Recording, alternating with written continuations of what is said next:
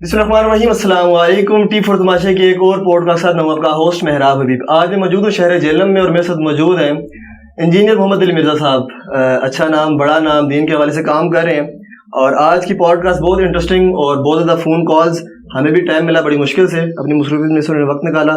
अस्सलाम वालेकुम जनाब। जी वालेकुम अस्सलाम व रहमतुल्लाहि व बरकातुहू वला हौला वला कुव्वता इल्ला बिल्लाह। अल्लाहुम्मा सल्ली अला मुहम्मद व अला आलि मुहम्मद। मेहराब भाई, आपको जेलम एकेडमी में वेलकम है और आप खुलकर जो क्वेश्चंस हमसे मुतल्लिक बाकी पूरी दुनिया से पूछते हैं, खा उलमा से पूछें, खा हमारे स्टूडेंट से पूछें, तो अल्लाह का शुक्र है मैं जिंदा हूँ, इसलिए हमने आपको ज़हमत दी कि आप आ जाएं और अपने क्वेश्चंस डायरेक्टली आगे मुझसे पूछें। माशाल्लाह, जज़ाकल्लाह, बहुत शुक्रिया। और मैं चाहूँगा बड़े अच्छे माहौल में, जो कुछ मेरे पास इतना इल्म तो नहीं है लेकिन जो चंद सवाल है मैं आपके आगे रख देता हूँ। मोहम्मद अली मिर्ज़ा हक पर है, हक बात करता है? अल्हम्दुलिल्लाह, कुरान और सुन्नत हक पर है और हम कुरान और सुन्नत बयान करते हैं। ठीक है, दीन की बका के लिए काम कर रहे हैं। जी जी अल्हम्दुलिल्लाह।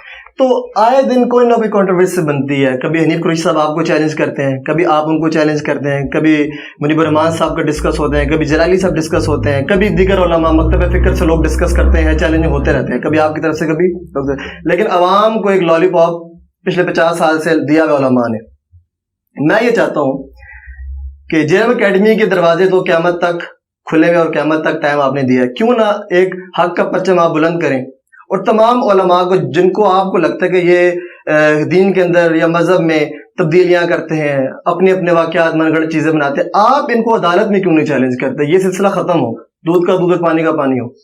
अदालत कौन सी है जिसके सामने इनको लेके जाएं? इस तरह की तो कोई अदालत नहीं है। बन सकती है अगर आप चाहें तो। नहीं बन सकती। उसकी वजह यह है कि जो जजेस है ना, उनके पास तो कुरान और सुन्नत का नॉलेज ही नहीं है, उनके सामने कैसे बात रखी जा सकती है? कोई तो होगा, लेकिन ऐसा तो नहीं हो सकता। नहीं, कोई भी नहीं ऐसा, इस तरह की कोई अदालत मौजूद ही नहीं है।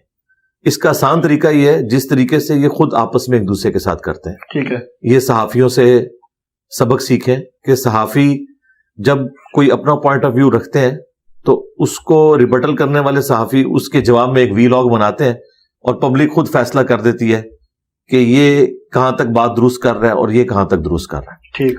तो हमने भी अपना पॉइंट ऑफ व्यू अवाम की अदालत में रखा है। हमारे इस प्लेटफॉर्म की खूबी ये है कि ये तमाम फिरके आपस में एक दूसरे को काफिर समझते हैं, हम इन सारों को मुसलमान समझते हैं, सही, सवाए कादियानियों के। नंबर 2, ये कहते हैं एक दूसरे को चंदा देना हराम है, सिर्फ हमें दे। हम कहते हैं हमें कोई चंदा ना दे, इन्हीं को चंदा दे। नंबर 3, हमने अपनी कोई मस्जिद नहीं बनाई, हम कहते हैं मस्जिद अलग नहीं बनाएंगे, इन्हीं के पीछे नमाजें पढ़ेंगे। हमारा इनसे कोई इख्तलाफ नहीं है इस हवाले से कि हम इन्हें कोई काफिर समझते हैं। ये सारी की सारी मुसीबत इन्हें हमारे साथ है। उसका सबसे बड़ा सबूत यह है कि जब तक इन लोगों ने मेरा नाम लेकर मुझे वनरेबल करने की कोशिश नहीं की, उससे पहले मैंने कभी भी किसी आलम दीन को मुखातिब करके ठीक, या उनकी पिक्चर लगा के कभी कोई वीडियो रिकॉर्ड नहीं करवाई थी। 2015 में जब एक एक करके उलमा की वीडियोस मेरे बारे में आई, कोई मुझे कादियानी कहना शुरू हो गया, कोई कहना शुरू हो गया ये ईरान का एजेंट है, कोई कहने लगा कि सऊदीया इस पे पैसा लगा रहा है, उस वक्त मैंने रिबटल करना शुरू किया और उस रिबटल में मैंने इल्मी चैलेंज सामने रखा कि भाई मेरा ये मौकिफ है, आपके अंदर अगर कोई तड़ है, कोई ताकत है इल्मी, तो इसका जवाब इल्मी तौर पर दें।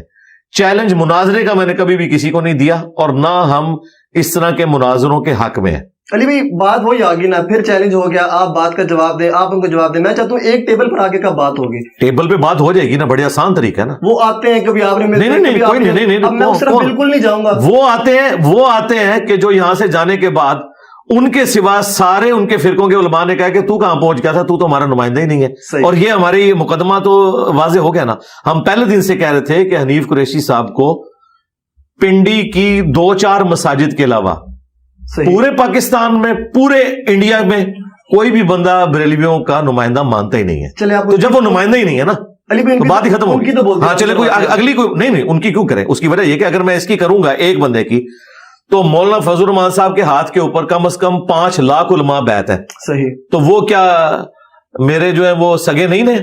वो भी सगे ही हैं। सारे हमारे उलमा जो हैं वो हमारे लिए काबिल एहतराम है इस हवाले से। तो 5 लाख लोगों की जरा आप कैलकुलेशन करें तो मेरे पास तो उम्र नूह भी हो तो ये खत्म नहीं होंगे। इसका बड़ा आसान तरीका हमने बताया ना। पहली बात यह कि मैंने कभी भी इन लोगों को बुलाया नहीं है। ये लोग कहते हैं जिस तरह आप कह रहे हैं ठीक है कि अगर सच्चे हो तो टेबल पे बैठो, तो मैं तो तैयार हूं। मैंने कहा इसका तरीका यह कि जो तुमने बड़ा अपना लॉन्च किया हुआ है ना, एक मुफ्ती मुनीबर रहमान साहब सबसे बड़े हैं बरेलवियों के, सही, वो खुद बैठ जाएं, मैं कदमों में बैठूंगा, उनका आने जाने का खर्चा दूंगा, एयर टिकट का, इस्लामाबाद से गाड़ी उनको लेके आएगी, यहां बैठे मैं सामने बैठूंगा। अगर उन्हें कोई एतराज है मेरे पे, मैं तो नहीं कह रहा कि भी मैंने लाजमी बैठना है, उनको अगर ख्वाहिश है बैठने की, तो अगर वो खुद नहीं बैठ सकते तो वो किसी भी अपने फिरके के नुमाइंदा आलिम को वीडियो में नॉमिनेट कर दें कि ये मेरा नुमाइंदा है, इसकी जीत मेरी जीत, ठीक है, इसकी हार मेरी हार है, और ये मेरी तरफ से नुमाइंदा है। कोई एक बंदा लॉन्च कर दे। यही जो है हमने रिक्वेस्ट की थी तकी उस्मानी साहब से, और ये मेरी ख्वाहिश नहीं है। जब देवबंदी उलमा ने कहा ना हमारे सामने बैठ, क्योंकि ये सिर्फ बरेलवियों का मसला तो नहीं है, मुफ्ती अब्दुल वाहिद कुरैशी साहब भी कहते हैं जिस दिन ये बैठा ये उसका इल्म की दुनिया का आखिरी दिन होगा, और जिस रात को बैठा वो इल्म की दुनिया की आखिरी रात होगी। तो बड़ा आसान तरीका है, मैं तो तैयार हूं बैठने के लिए आपकी ख्वाहिश के ऊपर, लेकिन नुमाइंदा के साथ जिसे लोग एक्सेप्ट करें। और अल्लाह का शुक्र है कि पाकिस्तान में नुमाइंदा उलमा मौजूद है। बरेलवियों के मुफ्ती मुनीब साहब, देवबंद के मुफ्ती तकी उस्मानी साहब, अहले हदीस के साजिद मीर साहब और अहले तशय्यो के साजिद नकवी साहब। ऐसा नहीं है कि कोई पार्टी बाजी हो, ये चारों फिरकों के चारों बड़े हैं। ये अगर खुद बैठना चाहें, वो भी इनकी ख्वाहिश के ऊपर। अगर मैं सुन्नियों की बात करूं तो आपने कहा हसीनुद्दीन शाह साहब मुनीबर रहमान साहब से बड़े इल्म है, तो वो तुमसे इजाजत लेकर आए थे, खत्म हो गया। आए तो थे वो इजाजत लेकर, भाई उनकी इजाजत तो है ही नहीं है। चले मैं बिल्कुल इधर रुक जाए ना, ये धोखा कोई भी बरेलवी आलिम सही देवबंद को, अहले हदीस को, शिया को दे सकता है। मैं तो बरेलवियों की दाई हूं, मुझे तो सब कुछ पता है। बरेलवियत की आप समझ लें एम्ब्रियोनिक स्टेज के ऊपर बरेलवियत जो है ना, मैं उसको भी जानता हूं। मुझसे ज्यादा कौन बरेलवियत जानता है? हसीनुद्दीन शाह साहब के मदरसे को जामिया राफजिया कहते हैं, उनके मदरसे के अलावा सारे के सारे फिरके के उलमा। और वो हनीफ कुरैशी साहब को कहते हैं तुमने पनाह दी हुई है, तुम इसमें कल्प्रेट हो। जाएं उनकी जरा वीडियोस देखें जलाली साहब के स्टूडेंट्स की, उन्होंने कहा जामिया राफजिया। तो वो जो हसीनुद्दीन शाह साहब हैं, वो तो बरेलवियों की नजर में सबसे बड़े मरदूद है। वो कहते हैं हनीफ कुरैशी से बड़ा मरदूद ये है क्योंकि इसने पनाह दी हुई है। लिहाजा हसीनुद्दीन शाह साहब का स्टेटस वही है जो सदर पाकिस्तान का होता है। वो लाख कहता रहे मैं सदर पाकिस्तान हूं, फौज मेरे अंडर है, प्राइम मिनिस्टर मेरे अंडर है, लेकिन प्रैक्टिकली ताकत जो है वो प्राइम मिनिस्टर और आर्मी चीफ के पास होती है। वो बस एक आखिरी यादगार के तौर पे है। और अब तो उन्होंने वो पर्दा भी खत्म कर दिया है, उनकी सफेद दाढ़ी का भी ख्याल नहीं रखा। उन्होंने कहा जामिया राफजिया, वो कहते हैं ये शियों का एजेंट है हसीनुद्दीन शाह। तो हसीनुद्दीन साहब कागजों में जरूर सरप्रस्त है, लेकिन मुफ्ती मुनीब साहब कभी उनको नहीं नॉमिनेट करेंगे कि मैं इनको सरप्रस्त मानता हूं। एक उनकी पुरानी वीडियो है, ये उस वक्त की वीडियो है जब इनकी नई नई सुलह हुई थी, लेकिन उसके बाद मुफ्ती मुनीब साहब ने अपनी वोट जो है वो जलाली पार्टी के हक में डाल दी है, क्योंकि पिछले दिनों भी वो जलाली साहब का पता करने गए थे। हाँ, वो उनके साथ खड़े हुए। ठीक है, मतलब आपकी तरफ। और मैं आपके कैमरे में ये भी बता दूं, बरेलवियत वो है जो जलाली साहब बयान कर रहे हैं। बरेलवियत क्या है? सुन्नियत नहीं है? नहीं, सुन्नियत तो बात की चीज है ना जी, इस वक्त तो बरेलियत की बात हो रही है। चले ठीक। सुन्नियत इसलिए कि सुन्नियत के फिर ठेकेदार देवबंदी भी हैं, अहले हदीस भी हैं, और सबसे बड़े हम हैं। हम तो इनको भी सुन्नी मानने के लिए तैयार नहीं, सिर्फ कागजी कार्रवाई में सुन्नी मानते हैं। अच्छा, क्योंकि हम अहले सुन्नत की किताबें सिर्फ सजाते नहीं है, इनको फॉलो भी करते हैं। गुड। अब रहा इनका मसला, तो ये बरेलवियत ही है। उसकी वजह यह है कि देवबंदी कहते हैं असल सुन्नी हनफी हम है, अहले हदीस कहते हैं असल सुन्नी हम है, और बरेलवी कहते हैं असल सुन्नी हम है। तो बरेलवियत इस वक्त एक फिरका है जिसके इमाम आमजा बरेलवी साहब है, जो देवबंदियों के नजदीक शैतानी लश्कर है। उन्होंने रिटर्न में दिया हुआ है अल मुहन्नद अल मुफन्नद में। सही। और देवबंदीयत वो है जो अल मुहन्नद अल मुफन्नद में लिखी हुई है, और वो आमजा बरेलवी के नजदीक ये लोग वाजिबुल कत्ल हैं और मुर्तद हैं। अब बरेलवियत वो है जो जलाली साहब बयान कर रहे हैं। मुफ्ती हनीफ कुरैशी साहब जो स्टांस लिए हुए हैं अपने मामलात में, वो बरेलवियत का स्टांस नहीं है। बरेलवियत का वही स्टांस है जो अशरफ जलाली साहब बयान कर रहे हैं। ये मैं आपको बता दूं। चले फिरकों की तरफ ही आ जाते हैं। मैं नमाज पढ़ता हूँ, रोजा रखता हूँ, और अहले बैत का भी एहतराम करता हूँ, उनको भी मानता हूँ, सहाबा को भी मानता हूँ, ज़कात रोजा हर चीज करता हूँ। क्या मैं उस ग्रोह में शामिल हूँ जो जन्नत में जाएगा? जी शामिल है। उसका नाम क्या होगा? जी बशर्ते آپ اپنے عقائد اور نظریات کو قرآن و سنت سے اخذ کریں. حدیث کو بھی مانتا ہوں, قرآن کو بھی مانتا ہوں. نہیں مانتا نہیں, قرآن نہیں, قرآن کو ماننا حدیث کو ماننا کافی نہیں ہے. قرآن کی ماننا حدیث کی ماننا کافی ہے. وہ بھی کر آپ قادیانیوں کے پاس چلے جائیں, ان سے جا کے پوچھیں آخری پیغمبر کون ہے, تو آپ کو تو یہ کہانی کرائے گی ہے کہ وہ غلام احمد قادیانی دجال کو آخری پیغمبر مانتے ہیں. نہیں, وہ کہتے ہیں نبی صلی اللہ علیہ وآلہ وسلم آخری پیغمبر ہے. پھر وہ امتی نبی کی ایک اصطلاح لے کے آتے ہیں, لیکن آخری نبی وہ بھی کلیم کرتے ہیں.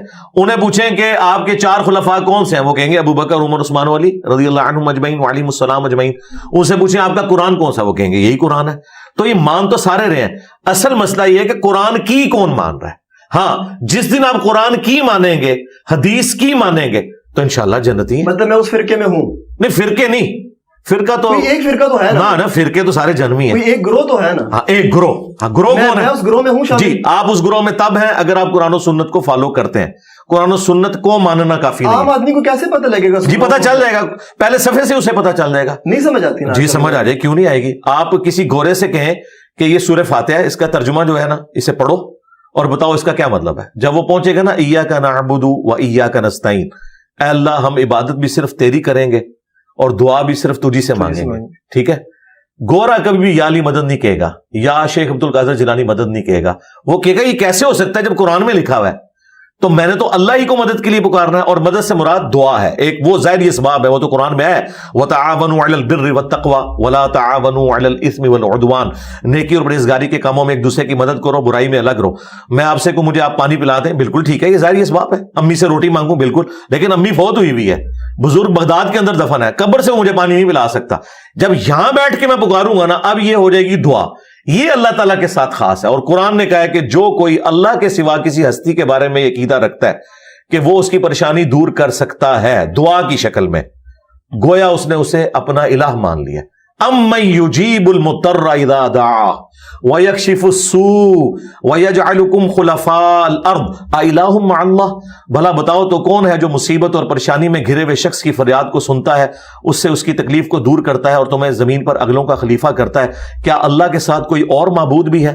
تو اس اعتبار سے قرآن کا پہلا صفحہ معذرت کے ساتھ اس فرقے کو قرآن و سنت کے عقائد کی روشنی میں توحید سے فارغ کر دے گا کہ جو فرقہ یہ دعویٰ کرتا ہے کہ ہم تعداد میں سب سے زیادہ ہیں اور ہم اصل سنی ہیں.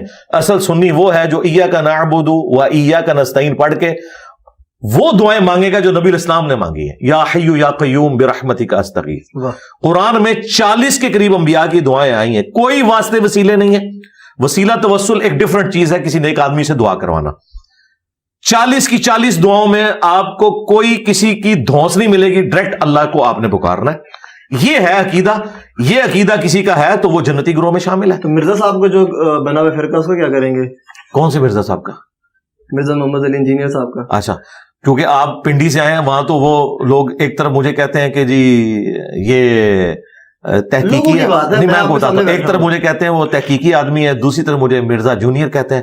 میں آپ کو بتا دوں میں مرزا جونیئر بالکل نہیں ہوں, میں مرزا سینئر ہوں, میں اعلی حضرت سینئر ہوں, میں حکیم الامت سینئر ہوں. اس کی وجہ یہ ہے کہ یہ سارے کے سارے تھانوی رسول اللہ پارٹی, چشتی رسول اللہ پارٹی, قادیانی دجال پارٹی, یہ سب کی سب پارٹیاں, ان کو میں نے کر دیا اللہ کے فضل سے ننگا.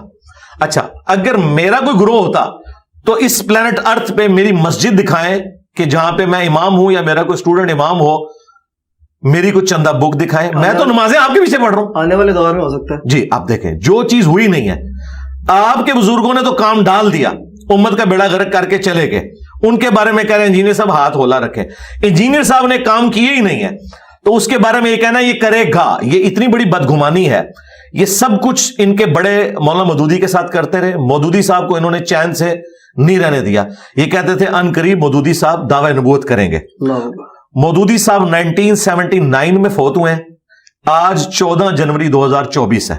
آپ اندازہ کریں مور دین 40 ایئرز ان کو فوت ہوئے ہو چکے ہیں, لیکن کسی ان کے بزرگ نے ابھی تک مودودی صاحب سے معافی نہیں مانگی, نہ ان کی اولاد سے.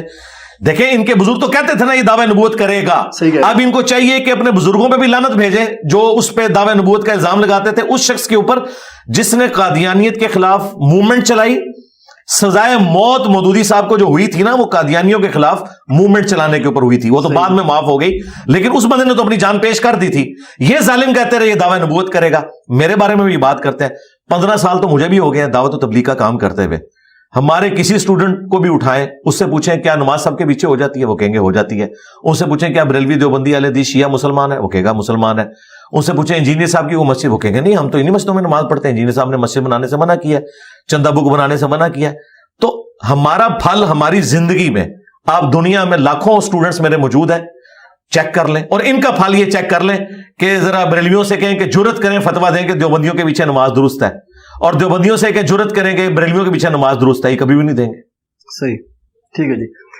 हदीस ज़ईफ और हदीस सही आप तो कैसे लेके चलते हैं? आप हदीस सही को तो मानते हैं और हदीस ज़ईफ को बिल्कुल निगलेक्ट कर देते हैं आप? नहीं, हम निगलेक्ट नहीं करते, नहीं बिल्कुल निगलेक्ट नहीं करते। हालांकि फजीलत के लिए अफजलियत के लिए बयान की जा सकती है जी, हम हराम का फैसला नहीं हो सकता ना। जी जी, हलाल और हराम, हाँ तो बिल्कुल मतलब नहीं बिल्कुल ऐसा नहीं है, बिल्कुल ऐसा नहीं है। हम ये कहते हैं, मैं आपको बताता हूँ, हमारा मौक़िफ़ वो है जो इमाम मुस्लिम ने मुकदमे में लिखा है। राइट, सही मुस्लिम के मुकदमे में इमाम मुस्लिम ने लिखा है, क्या सही हदीसें दुनिया से खत्म हो गई हैं या कम हो गई हैं कि हमें ज़ईफ़ रवायतों की सहारे की जरूरत है कोई चीज बयान करने के लिए?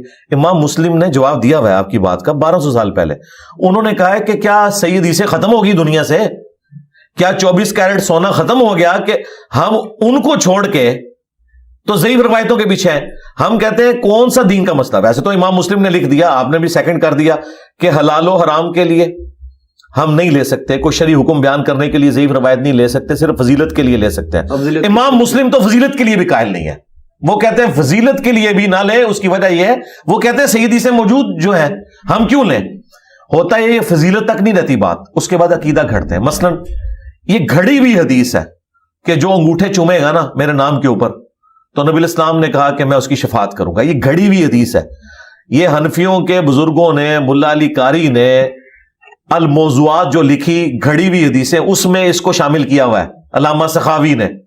ये लोग इस हदीस को बयान करते हैं, जो अंगूठे नहीं चूमता उसे गुस्ताखे रसूल कहते हैं। कहते हैं देखें जी, दो बंदे बैठे हुए हैं, नबी सल्लल्लाहु अलैहि वसल्लम के नाम के ऊपर एक अंगूठे चूम रहा है, एक नहीं चूम रहा, तो बताओ आशिक कौन है? आशिक वो है जो दुरूद शरीफ पढ़ रहा है, क्योंकि मौला अली का कौल है जामिया तिरमिज़ी में, नबी इस्लाम से उन्होंने रवायत किया है कि बखील है वो शख्स जिसके सामने मेरा जिक्र हो और वो मुझ पर दुरूद ना पढ़े। अल्लाहुम्मा सल्ली अला मुहम्मद व अला आलि मुहम्मद। और तिरमिज़ी में मौजूद है और हाकिम में इसकी पूरी सनद है कि बर्बाद हो जाए वो शख्स जिसके सामने मेरा जिक्र हो और मुझ पर दुरूद ना पड़े। अल्लाहुम्मा सल्ली अला मुहम्मद व अला आलि मुहम्मद। इन्होंने अंगूठे चूमने को एक तो जाली रवायती ज़ईफ़ से भी नीचे घड़ी हुई मौजू हदीस, उसको ना सिर्फ फजीलत के तौर पे बयान किया, उल्टा उसको अकीदे की बुनियाद बना के अंगूठे ना चूमने वालों को इन्होंने कहा कि देखें ना, कोई गालते हैं ना, नहीं चूम दे। तो ये ज़ईफ़ तक बात नहीं रहती है, ये अकीदे उससे बनाते हैं। आप इस वजह से फिर उसको जी जी, इनको चाहिए। अच्छा, ये मैं आपकी वीडियो की वसातत से इनको चैलेंज करता हूं, ये हमें लिख के फतवा दें कि जो अंगूठे नहीं चूमता वो बड़ा आशिक़े रसूल है, क्योंकि वो दुरूद शरीफ पढ़ रहा है, और जो अंगूठे चूमता है वो छोटा आशिक़े रसूल है, या दोनों बराबर के आशिक़े रसूल है।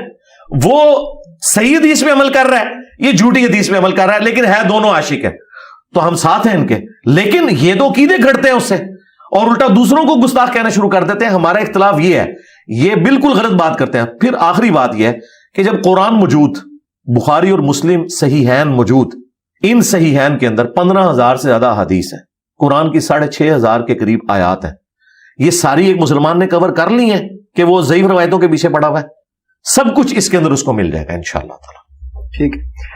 अच्छा, इमाम मुतालिब और हजरत अबू तालिब के ऊपर शिया सुन्नी वहाबी इख्तिलाफ है, इसके ऊपर थोड़ा सा बताएं। जी, मेरा मौक़िफ़ तो इस मामले में ये है, अहले सुन्नत के यहाँ जो रवायतें मिलती हैं ना जी, वो तो इमाम अबी तालिब की कायल नहीं है। ठीक, बुखारी मुस्लिम के अंदर। ठीक है। अच्छा, अब इस हवाले से मेरा क्या मौक़िफ़ है? मेरा मौक़िफ़ ये है कि चूंकि अबू तालिब का एहसान है रसूलुल्लाह की ज़ात के ऊपर सल्लल्लाहु अलैहि वसल्लम, और जिसका भी हमारे नबी के ऊपर एहसान है, पूरी उम्मत उनकी एहसानमंद है। इस हवाले से हमें उनके बारे में खामोशी इख्तियार करनी चाहिए, उनका मामला अल्लाह के सुपुर्द करना चाहिए। ना तो इस हवाले से यह गुलूफ करना चाहिए कि जो लोग रवायतों की बुनियाद के ऊपर उनके ईमान को नहीं मानते उन्हें गुस्ताखे अबी तालिब नहीं कहना चाहिए। ठीक है। और इसी तरीके से जो लोग उनका ईमान साबित करने के लिए टेक्निकल ग्राउंड्स का सहारा लेते हैं कि कुरान में इस तरह आयत है, वो एक टेक्निकल बहस है, ان کے اوپر بھی آپ یہ تہمت نہ لگائیں کہ یہ احادیث کے منکر ہیں. ٹھیک ہے. میرا موقف یہ ہے کہ میں یہ معاملہ اللہ کے سپرد کرتا ہوں. جہاں تک رسول اللہ کے والدین کا تعلق ہے جی، تو چونکہ نبی صلی اللہ علیہ وآلہ وسلم کے ماں باپ اہل فطرت تھے، ان کے اوپر اسلام پیش ہی نہیں کیا گیا. والد محترم تو 6 مہینے پہلے فوت ہو گئے، ایسے ہی ہے. اور سیدہ آمنہ سلام اللہ علیہا اس وقت فوت ہوئی جب نبی الاسلام کی عمر مبارک 6 سال تھی. تو ان تک نبی الاسلام کی مبارک دعوت نہیں پہنچی.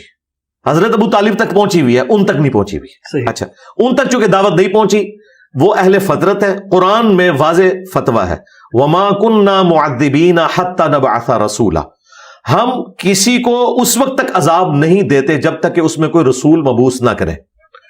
اور قرآن پاک میں اللہ تعالیٰ نے فرمایا لِتُنذِرَ قَوْمًا مَّا أُنذِرَ آبَاؤُهُمْ فَهُمْ غَافِلُونَ، اے نبی صلی اللہ علیہ وآلہ وسلم، ہم نے آپ کو اس قوم میں پیغمبر بنا کے بھیجا ہے جس میں کوئی ڈر سنانے والا نہیں آیا تھا.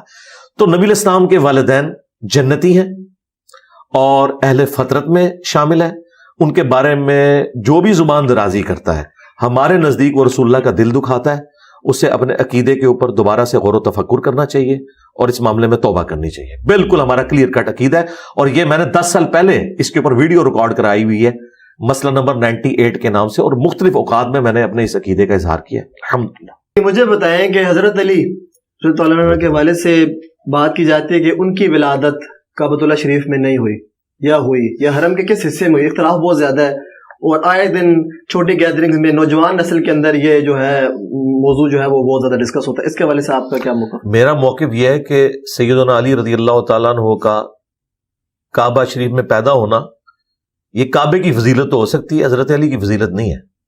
اس کی وجہ یہ ہے کہ جامعہ ترمذی میں اور سنن ابن ماجہ میں حدیث موجود ہے، اے کعبہ تیری حرمت ہے اللہ تعالیٰ کے نزدیک، لیکن اللہ کے نزدیک ایک مؤمن کی حرمت کعبے سے بڑھ کر ہے، واہ. عام مومن کی. تو مجھے بتائیں اگر مولا علی کعبے میں پیدا ہوں تو یہ کعبے کی فضیلت ہو سکتی ہے، مولا علی کی نہیں. اب روایت کیا کہتی ہیں؟ روایتیں جو موجود ہیں نا، المستدرک للحاکم میں روایت موجود ہے، لیکن اہل سنت کے جو محدثین ہیں ان کی اکثریت ان روایتوں کو صحیح نہیں سمجھتی. اگر کوئی اسے صحیح بھی سمجھتا ہے تو میرے نزدیک اس سے حضرت علی کی فضیلت ثابت نہیں ہوگی، کعبے کی فضیلت ثابت ہوگی، کیونکہ میرے نزدیک حضرت علی کا جو مقام ہے وہ کعبے سے بڑھ کر ہے. مستند اور اچھا جواب تھا آپ کا. مجھے یہ بتائیں کہ آپ کے نزدیک جو بابے ہیں اولیاء کرام، آپ ان کو بہت زیادہ ٹارگٹ کرتے ہیں. مجھے بتائیں اولیاء کرام کو نہیں، بابوں کو. بابوں کو. ہاں، وہ بابے کون سے ہیں؟ وہ بابے وہ ہیں کہ جن بابوں کے بارے میں بابوں کے ماننے والے کہتے ہیں کہ انہوں نے اپنے نام کا کلمہ پڑھوایا تو ٹھیک کیا. ان سے منسوب جو باتیں ہیں، جی وہ کہتے ہیں ٹھیک ہے.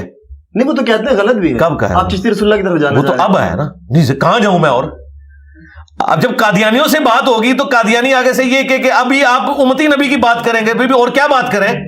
تیرے ساتھ ہمارا مسئلہ ہی ہے ختم نبوت میں. حدیث بھی تو حضرت جھوٹی ہو سکتی ہے نا. وہ تو بات کی ہے نا، اب ادھر رہے بھائی. قادیانی جب ایک بات کرے گا تو قادیانی سے ختم نبوت پہ بات ہوگی نا. اگر وہ آگے کہ جی ابھی آپ مجھ سے کہیں گے جی غلام احمد قادیانی امتی نبی کیسے ہو گیا، جی یہی پوچھیں گے نا.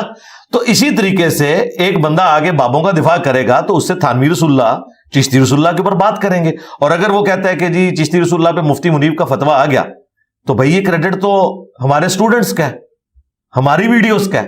فتویٰ تو اب ہے، مفتی منیب صاحب نے 80 سال کی عمر میں جا کے فتویٰ دیا. ہوا تو فتویٰ ہے نا، یہ روایات تو پہلے بھی آج سے آلموسٹ 12-14 سال پہلے چشتی رسول اللہ کے حق میں بریلویوں نے مناظرے کیے ہوئے، ڈسکس تو ہوتا رہا.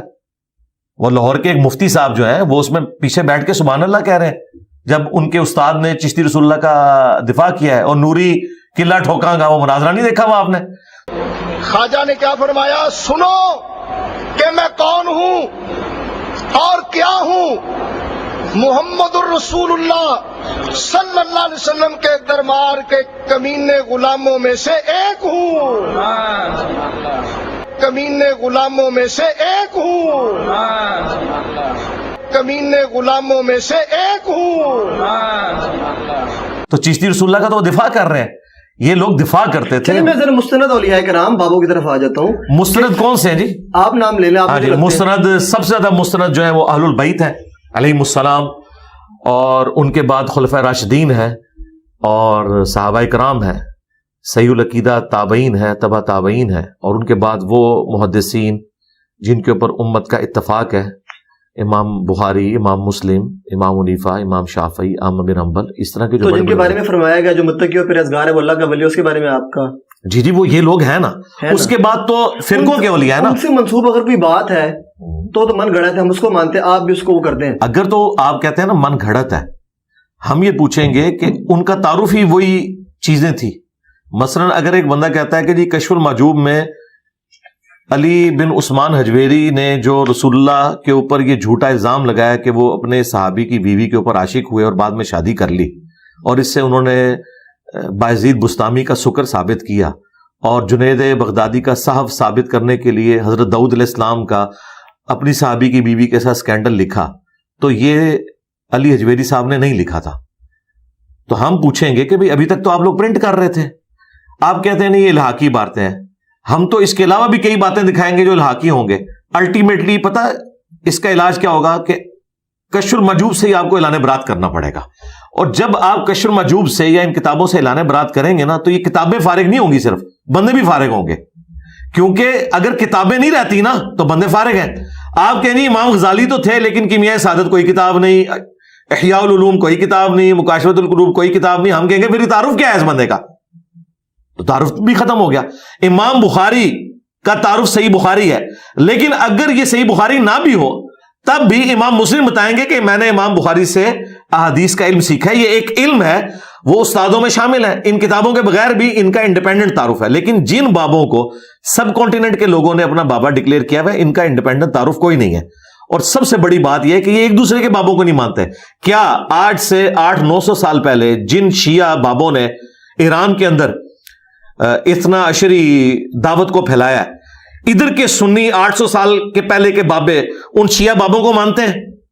کیا وہ ان کو مانتے ہیں؟ تو یہ بابے ایک دوسرے کو تو مانتے ہی نہیں ہیں. جب ایک دوسرے کو نہیں مانتے تو آلریڈی یہ ایک دوسرے کا انکار کیے بیٹھے ہوئے ہیں. اگر میں انکار کر دوں تو کوئی فرق نہیں پڑتا. آپ نے ذمہ تمام نے کچھ نہ کچھ کر رکھا ہے, اس لیے آپ نہیں مانتے. ہمارے نزدیک نہیں, ہمارے نزدیک پاک و ہند کی بات کروں میں. جی جن بزرگوں کا تعارف کتابوں کے ذریعے ہمیں کروا رہے ہیں اور ان کے حق میں مناظرے کرتے ہیں, ان کی گستاخانہ عبارتوں کا دفاع کرتے ہیں, اگر تو یہ باتیں ان بزرگوں سے ثابت ہیں, منسوب کر رکھے. ایک منٹ, منسوب تو نہ کہیں, پرنٹ کون کر رہا ہے, اس کی کمائی کون کر رہا ہے؟ نہیں کہہ سکتے ہم لوگ. نہیں, وہ وہی لوگ ہیں نا جو ہم سے آگے پوچھ رہے ہیں. مثلا مفتی حنیف قریشی صاحب اگر مجھے گلا کریں گے تو میں کہوں گا کہ آپ کا فرقہ کھا رہا ہے اس کی حرام کی کمائی, میں تو نہیں کھا رہا. کیا وہابیوں نے کشف المحجوب پرنٹ کی ہے؟ انہوں نے کی ہے نا, تو وہ مجرم خود پوچھ رہے ہیں. حضرت احادیث بھی تو جھوٹی پرنٹ ہوئی ہیں نا, وہ ایک لانا, میں اس طرف بعد میں جائیں گے. فی الوقت اس طرف آئیں کہ جو لوگ ہم سے آگے اسی سے ریلیٹ ہو جی میں نے ان ساری باتوں کے جواب ریکارڈ کریں, حدیث کی طرف بعد میں آئیں گے. پہلی بات یہ کہ نبی علیہ السلام کی جو احادیث ہیں ان کا کیا لینا دینا کسی بزرگ کی ذاتی تعلیمات کے ساتھ. نبی علیہ السلام تو دنیا میں اللہ کے ریپریزنٹیٹیو ہیں, دین پھیلانے کے لیے آئے ہیں. یہ بابے تو امتی ہیں, چپ کر کے اپنا نماز روزہ کرتے اور جاتے ہیں دنیا سے, جان چھوڑتے ہیں ہماری. یہ کیوں کتابیں لکھ کے ہمارے متھے مار گئے؟ ان کو اتھارٹی کس نے دی تھی کہ کتابیں لکھ کے تو اپنے ملفوظات لکھ کے, جی میں ادھر بیٹھا تو میں نے مرید سے کلمہ پڑھوایا, میں ادھر بیٹھا تو میں نے یہ کیا, یہ کرنے کی ضرورت کیا تھی؟ یہ جو کتابیں آپ کے پاس موجود ہیں, نہیں یہ تو حدیث ہے, یہ نبی علیہ السلام کی کتابیں ہیں نا. ٹھیک ہے, جو عام کتاب کتب آپ تک پہنچی وہ کون لے کر آیا پاک و ہند میں؟ وہ دیکھیں ایک سٹیپ وائز چلتے جائیں نا, پہلے ہم وہ حدیث کی کتابوں کی طرف آ رہے ہیں. حدیث کی کتابیں نبی علیہ السلام کا نالج ہے, ٹھیک ہے, اور بزرگوں کے جو ملفوظات ہیں وہ بزرگوں کا نالج ہے, لہٰذا حدیث کو اور بزرگوں کی تعلیمات کو کمپیئر کر ہی نہیں سکتے. لہٰذا یہ ایک ایک کر کے نا سٹیپ وائز چیزیں کلیئر ہوں گی. یہ کہنا کہ حدیث کی کتابوں میں جو جھوٹی حدیثیں آئی ہیں تو بھائی محدثین نے لکھ دیا نا کہ جھوٹی ہیں, تم بھی یہ کہہ دو کہ یہ ان بزرگوں کے واقعات جھوٹے ہیں. جب یہ تم کہو گے نا تو ہم تمہیں پھر 2008 کا تمہارا مناظرہ دکھائیں گے, پھر 2004 کا بھی مناظرہ تمہیں دکھائیں گے کہ اس دن تک تو تم ان عبارتوں کا دفاع کر رہے تھے شتیہات کے نام کے اوپر, حالانکہ اس وقت تمہیں نہیں تھا پتا کہ با خدا دیوانہ باش با محمد ہوشیار, دیوانگی صرف اللہ کے لیے ہوگی, محمد صلی اللہ علیہ وآلہ وسلم کے لیے نہیں ہوگی. اور ابھی فتویٰ صرف چشتی رسول اللہ پہ ہے, یاد رکھیے گا. جو بایزید نے کہا نا کہ میرا جھنڈا محمد کے جھنڈے سے بڑا ہوگا, یہ آپ کے پنڈی کے مفتی صاحب نے اس کی تعویل کی ہے. اچھا اب آپ کہاں جائیں گے, چلے چھوڑے پرنٹنگ کو. تو مفتی حنیف قریشی صاحب نے کہا کہ میں اس کی تعویل کروں گا کہ ان کے منہ سے اللہ بول رہا تھا اور اللہ یہ کہہ رہا تھا کہ میرا جھنڈا محمد کے جھنڈے سے بڑا ہوگا. یہ انہوں نے ویڈیو میں ریکارڈ کرایا اویس ربانی صاحب کے ساتھ. اس کے علاوہ اور بہت ساری جو ہے نا وہ تعویلات ہیں. مثلا یہ جو مرزا صاحب جو ہے نا اپنی انہوں نے وہ بنائے ہوئے لوگوں کو کہتے ہیں کہ میرا جھنڈا لوائی اعظم من لوائی محمد، میرا جھنڈا محمد صلی اللہ علیہ وسلم کے جھنڈے سے بڑا ہے. ٹھیک ہے، اب اصل میں یہاں یہ بیک پہ نہیں جا رہے کہ یہ صوفیاء ایک ٹرم کے تحت یہ لفظ بول رہے ہیں. ٹرم کیا ہے؟ وحدت الوجود. یہ خاص کیفیت ہے، جذب کی خاص کیفیت ہے، یہ کوئی عام بات نہیں ہے. اب میں اس کی تعویل کر رہا ہوں جو ہے نا لوائی اعظم من لوائی، میرا جھنڈا محمد کے جھنڈے سے بڑا ہے. صوفیاء یہ کہتے ہیں کہ یہ جس طرح حضرت موسیٰ علیہ السلام طور پہ گئے تو وہاں درخت میں سے آواز آئی انی انا اللہ رب العالمین، تو اللہ تعالیٰ بوٹے سے بول سکتا ہے، زبان ولی سے نہیں بول سکتا. تو اب یہ زبان بایزید کی نہیں تھی، زبان ان کی ایک کلام رائی ہو رہا ہے اور وہ کہہ رہے ہیں میرا جھنڈا محمد کے جھنڈے سے بڑا. اب تو کتابیں تو ختم ہو گئی نا، یہ تو ویڈیو میں آ گیا، بس اسی کو اب آگے لے کے چلیں گے. ہم یہ پوچھتے ہیں کہ قیامت والے دن شفاعت کا جھنڈا جو اللہ نے دینا ہے وہ تو دینا ہے نبی علیہ السلام کو. بے شک. بایزید کے پاس کون سا اللہ والا جھنڈا ہوگا جو ان کے منہ سے اللہ بول رہا ہوگا؟ اس کو کیا ڈیفینڈ کریں گے؟ قیامت تو قیامت ہے. نہیں ہوتا قیامت تو ان پہ میں نے ڈھا دی نا کہ قیامت والے دن نہیں، ہمیں نبی علیہ السلام نے بتا دیا نا ایسا ہی ہے کہ میں اولین اور آخرین کا خطیب ہوں. جب سارے اولین اور آخرین جمع کیے جائیں گے، بخاری مسلم میں ہے، میں اللہ کے حضور ان کی شفاعت کروں گا. نبی علیہ السلام شفاعت کا جھنڈا اٹھائے ہوئے ہوں گے. ٹھیک ہے، اگر یہ باطل تعویل کوئی کرتے نا تو یہ کر سکتے تھے کہ نبی علیہ السلام وہ جھنڈا جو ہے وہ مولا علی کو دیں گے، مولا علی نے فلاں کو دیا، کرتے کرتے بایزید تک آ گیا، پھر بایزید کو بچا سکتے تھے، لیکن اب نہیں کر سکتے. انہوں نے یہ تعویل کی کہ بایزید کے منہ سے اللہ بول رہا تھا اور اللہ کا جھنڈا محمد کے جھنڈے سے بڑا ہوگا. یعنی انہوں نے قیامت کے دن دو جھنڈے کھڑے کر دیے ہیں، ایک اللہ ایک نبی کا. ہم کہتے ہیں جھنڈا ہے ہی ایک ہے اللہ کا جو نبی علیہ السلام کے ہاتھ میں ہوگا. لہذا پرنٹنگ والا معاملہ تو مر گیا. اب اس نے ویڈیو میں مانا ہے کہ اس کا یہ عقیدہ ہے کہ بایزید کے منہ سے اللہ بولتا تھا اور وہ یہ کہتا تھا کہ میرا جھنڈا محمد کے جھنڈے سے بڑا ہوگا اور میرے جھنڈے کے نیچے محمد اور تمام انبیاء ہوں گے. یہ بات ویڈیو میں ریکارڈ ہو گئی ہے اور انشاءاللہ تعالی قیامت والے دن اس بندے کی پکڑ کے لیے صرف یہ ویڈیو کافی ہوگی. اسے کہ مرنے سے پہلے توبہ کر لے. بایزید کے ساتھ تو جو ہوگی اگر اس نے یہ کیا، نہیں کیا تو وہ ہے. تم نے اپنا بیڑا غرق کروا لیا. این ممکن ہے بایزید نے یہ نہ کہو اور وہ کہے قریشی صاحب میرے پیچھے اپنی آخرت برباد کر لیجئے، کیوں تسی کیا کہ اللہ میرے منہ تو بولیا. انہوں نے اللہ کو رسول اللہ کے مقابلے پہ لا کے کھڑا کر دیا. تو مجھے بتائیں یہ کون سا ہے؟ تو یہ پرنٹنگ والی بات تو مر گئی، یہ پرانی باتیں ہو گئی. اللہ کا شکر ہے میرے شور مچانے کی برکت سے ان کا اندر کا جو وہ سارا عقیدہ تھا نا وہ کھل کے نا انہوں نے الٹی کر دیا. میں تو آپ لوگوں کو منوا ہی نہیں سکتا تھا. اب تو ویڈیو میں اس نے مان لیا کہ واقعی ہمارا یہ عقیدہ ہے کہ بایزید کے منہ سے اللہ بولتا تھا اور یہ اللہ نے کہا ہے. میں بتاتا ہوں یہ جھنڈا کون سا ہے. بخاری مسلم میں حدیث ہے قیامت والے دن ہر غدار اور خائن کے لیے ایک جھنڈا میدان معاشر میں گاڑا جائے گا اور بتایا جائے گا یہ تھا جس نے دنیا میں خیانت کی، غداری کی. میرے نزدیک جن جن لوگوں نے رسول اللہ کی عصمت کے اوپر ڈاکہ مارا ان کے جھنڈے ہوں گے. وہ لواء الحمد والا جھنڈا نہیں ہوگا شفاعت والا. یہ جھنڈے وہ ہوں گے کہ دنیا کو بتایا جائے گا کہ اے او بزرگ جنہیں رسول اللہ کی عزت کے اوپر ڈاکہ مارا، پہچان لو اس کی بوتھی، دیکھو اب اس کے ساتھ کیا کرنے والے ہیں. یہ جھنڈے تو ہیں، یہ بخاری مسلم سے ثابت ہے. ہمارے نبی کا جھنڈا بخاری مسلم سے ثابت ہے. اللہ کا وہ جھنڈا جو بایزید کے ہاتھ میں ہونا ہے وہ کسی ضعیف حدیث سے دکھا دیں. آپ کہتے ہیں ہم ضعیف حدیث کو بھی مان لیں گے، لیاؤ کتنے کڈو منگوا لو. ہاں تو ہوں میں کہاں ٹائم قیامت تک ہی ہو، ٹائم قیامت تک واقعی ہونا بھی چاہیے. اور میں امید کرتا ہوں یہ آپ نے لے کے آنا ہے، یہ کیمرے کی طرف دیکھ کے کہیں کہ میں امید کرتا ہوں. بلکہ جو میں نے پہلا سوال آپ سے کیا کہ اگر آپ پرچم حق بلند کر دیں پہلی بیعت میں آپ کی کروں گا. پہلا اسٹوڈنٹ نہیں، میں نے بیعت نہیں کروانا، میں آپ کو رسول اللہ کے ساتھ جوڑوں گا. پہلا اسٹوڈنٹ میں آپ کو بنوں گا. ٹھیک ہے جی. میڈیا پرسنز میں اختلاف کرتے ہیں نا آپ سے وہ لوگ. جی جی کریں کوئی مسئلہ نہیں. ولایت کا معیار آپ کے سامنے کیا ہے؟ وہی ہے جو قرآن و سنت نے بیان کیا ہے. ولایت کا معیار یہ ہے کہ قرآن و سنت کا ماننے والا، قرآن و سنت کی ماننے والا اپنی ذاتی تعلیمات کو دین کا نام نہ دے، اپنی ہر چیز کو قرآن و سنت سے ثابت کرے. کیونکہ دنیا پہ اللہ تعالیٰ کا نمائندہ وقت کا پیغمبر ہوتا ہے.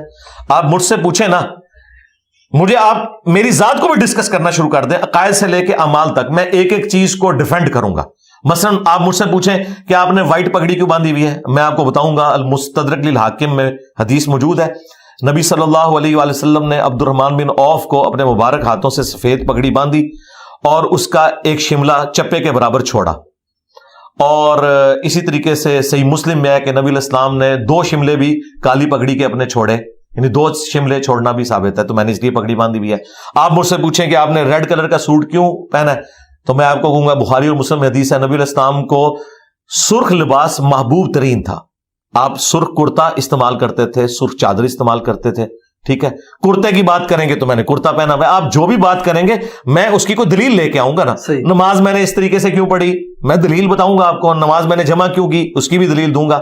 یہ ہمیں بتائیں کہ جو یہ دین لے کے چل رہے ہیں, یہ دین کہاں لکھا ہوا ہے؟ ایک سوال یہاں پر, آپ ولایت کو کرامات کے ساتھ اٹیچ کرتے ہیں بہت زیادہ. نہیں لادا ہے, ولایت کا تو کرامت سے کوئی تعلق ہی نہیں. اکثر کہتے ہیں نا کہ باب فلسطین میں جو نہیں یہ کہتے ہیں, آپ بھی تو کہتے ہیں. نہیں میں تو ان کے کہنے پہ کیوں نہیں بچا رہے؟ جی ان کے کہنے پہ نا, کیونکہ خادم رضوی صاحب نے کہا تھا کہ امت مر جائے کہ نبی کی گستاخیاں ہو رہی ہیں اور امت جو ہے نا وہ ان گستاخانہ فلموں اور کارٹونز کے خلاف کچھ نہیں کر رہی.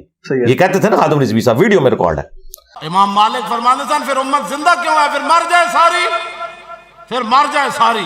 پوری عالم اسلام اس وقت یا تو مر جائے, یا تو مر جائے سارا عالم اسلام, یا پھر حضور کی عزت پر پہرا دے.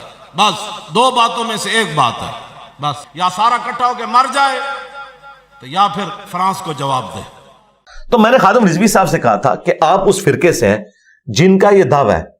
کوکب نورانی صاحب نے ویڈیو میں بھی آ کے کہا ہے کہ پاکستان کے اصل وزیر اعظم جو ہے وہ داتا صاحب ہے.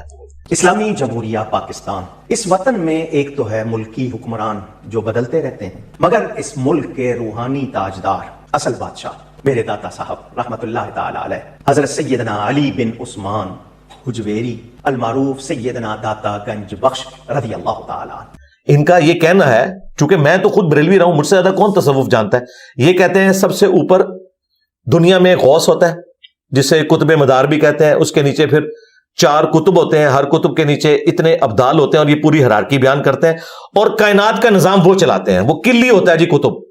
ہم یہ کہتے ہیں کائنات کا نظام چلا رہے ہیں نا آپ کی نظر میں. ٹھیک ہے, تو اب ہم آپ سے پوچھیں گے کہ آپ کے بابے جو کائنات کا نظام چلا رہے ہیں اور ان کی ڈیوٹیاں لگی ہوئی ہیں, وہ کیوں نہیں گستاخانہ فلمیں اور کارٹون ڈیلیٹ کروا رہے؟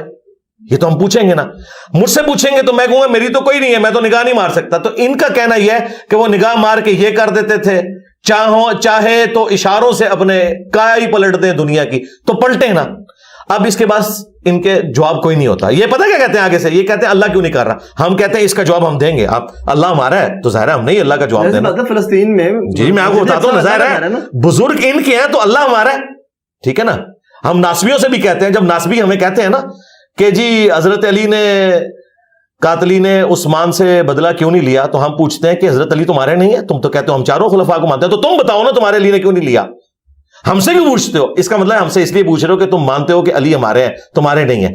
ان سے بھی ہم سے جب پوچھتے ہیں نا اللہ کیوں نہیں کرتا, کعبے بھی کرین ڈگی تھی, تو ہم بتائیں گے اللہ تعالیٰ نے دنیا کو اسباب کے ساتھ جوڑا ہوا ہے. اللہ تعالیٰ نے حسین ابن علی کو بھی شہید ہوتے دیکھا ہے. اللہ تعالیٰ نے کعبے کی توہین یزید پلید کے دور میں ہوتی بھی دیکھی ہے, حجاج کے ہاتھوں دیکھی ہے. ایک دفعہ ہی ابرا کے لشکر کو تباہ کیا ہے, بس اس سال کو یادگار بنایا کہ اس سال نبی علیہ السلام نے پیدا ہونا تھا. اس کے بعد دنیا کے معاملات کو اللہ تعالیٰ نے چھوڑا ہوا ہے اوپن انسانوں کے لیے, کہ انسانوں نے گیون سرکمسٹانسز میں اپنے معاملات کو لے کے چلنا ہے. اللہ تعالیٰ نے انٹروین نہیں کرنا. ایون نبی علیہ السلام بھی آپ دیکھیں, آپ کے 4 دانت شہید ہوئے غزوہ احد کے اندر. صحابہ اکرام آپ کے پہرے کے اوپر ہوتے تھے. حضرت طلحہ کا ہاتھ شل ہو گیا تھا, تیروں کو اپنے ہاتھوں پہ روک روک کے. اللہ تعالیٰ نے اس طریقے سے ڈائریکٹلی آگے حفاظت نہیں کرنی, دنیا کو اسباب کے ساتھ جوڑا ہوا ہے. صحابہ اکرام علیہم رضوان نبی علیہ السلام کے لیے اسباب کا معاملہ تھا. تو یہ اسباب کے ساتھ اللہ تعالیٰ نے کبھی یہ نہیں کرنا کہ اس نے اوپر سے کوئی ایسی چیز نازل کرنی ہے کہ کعبے کی حفاظت ہو جائے.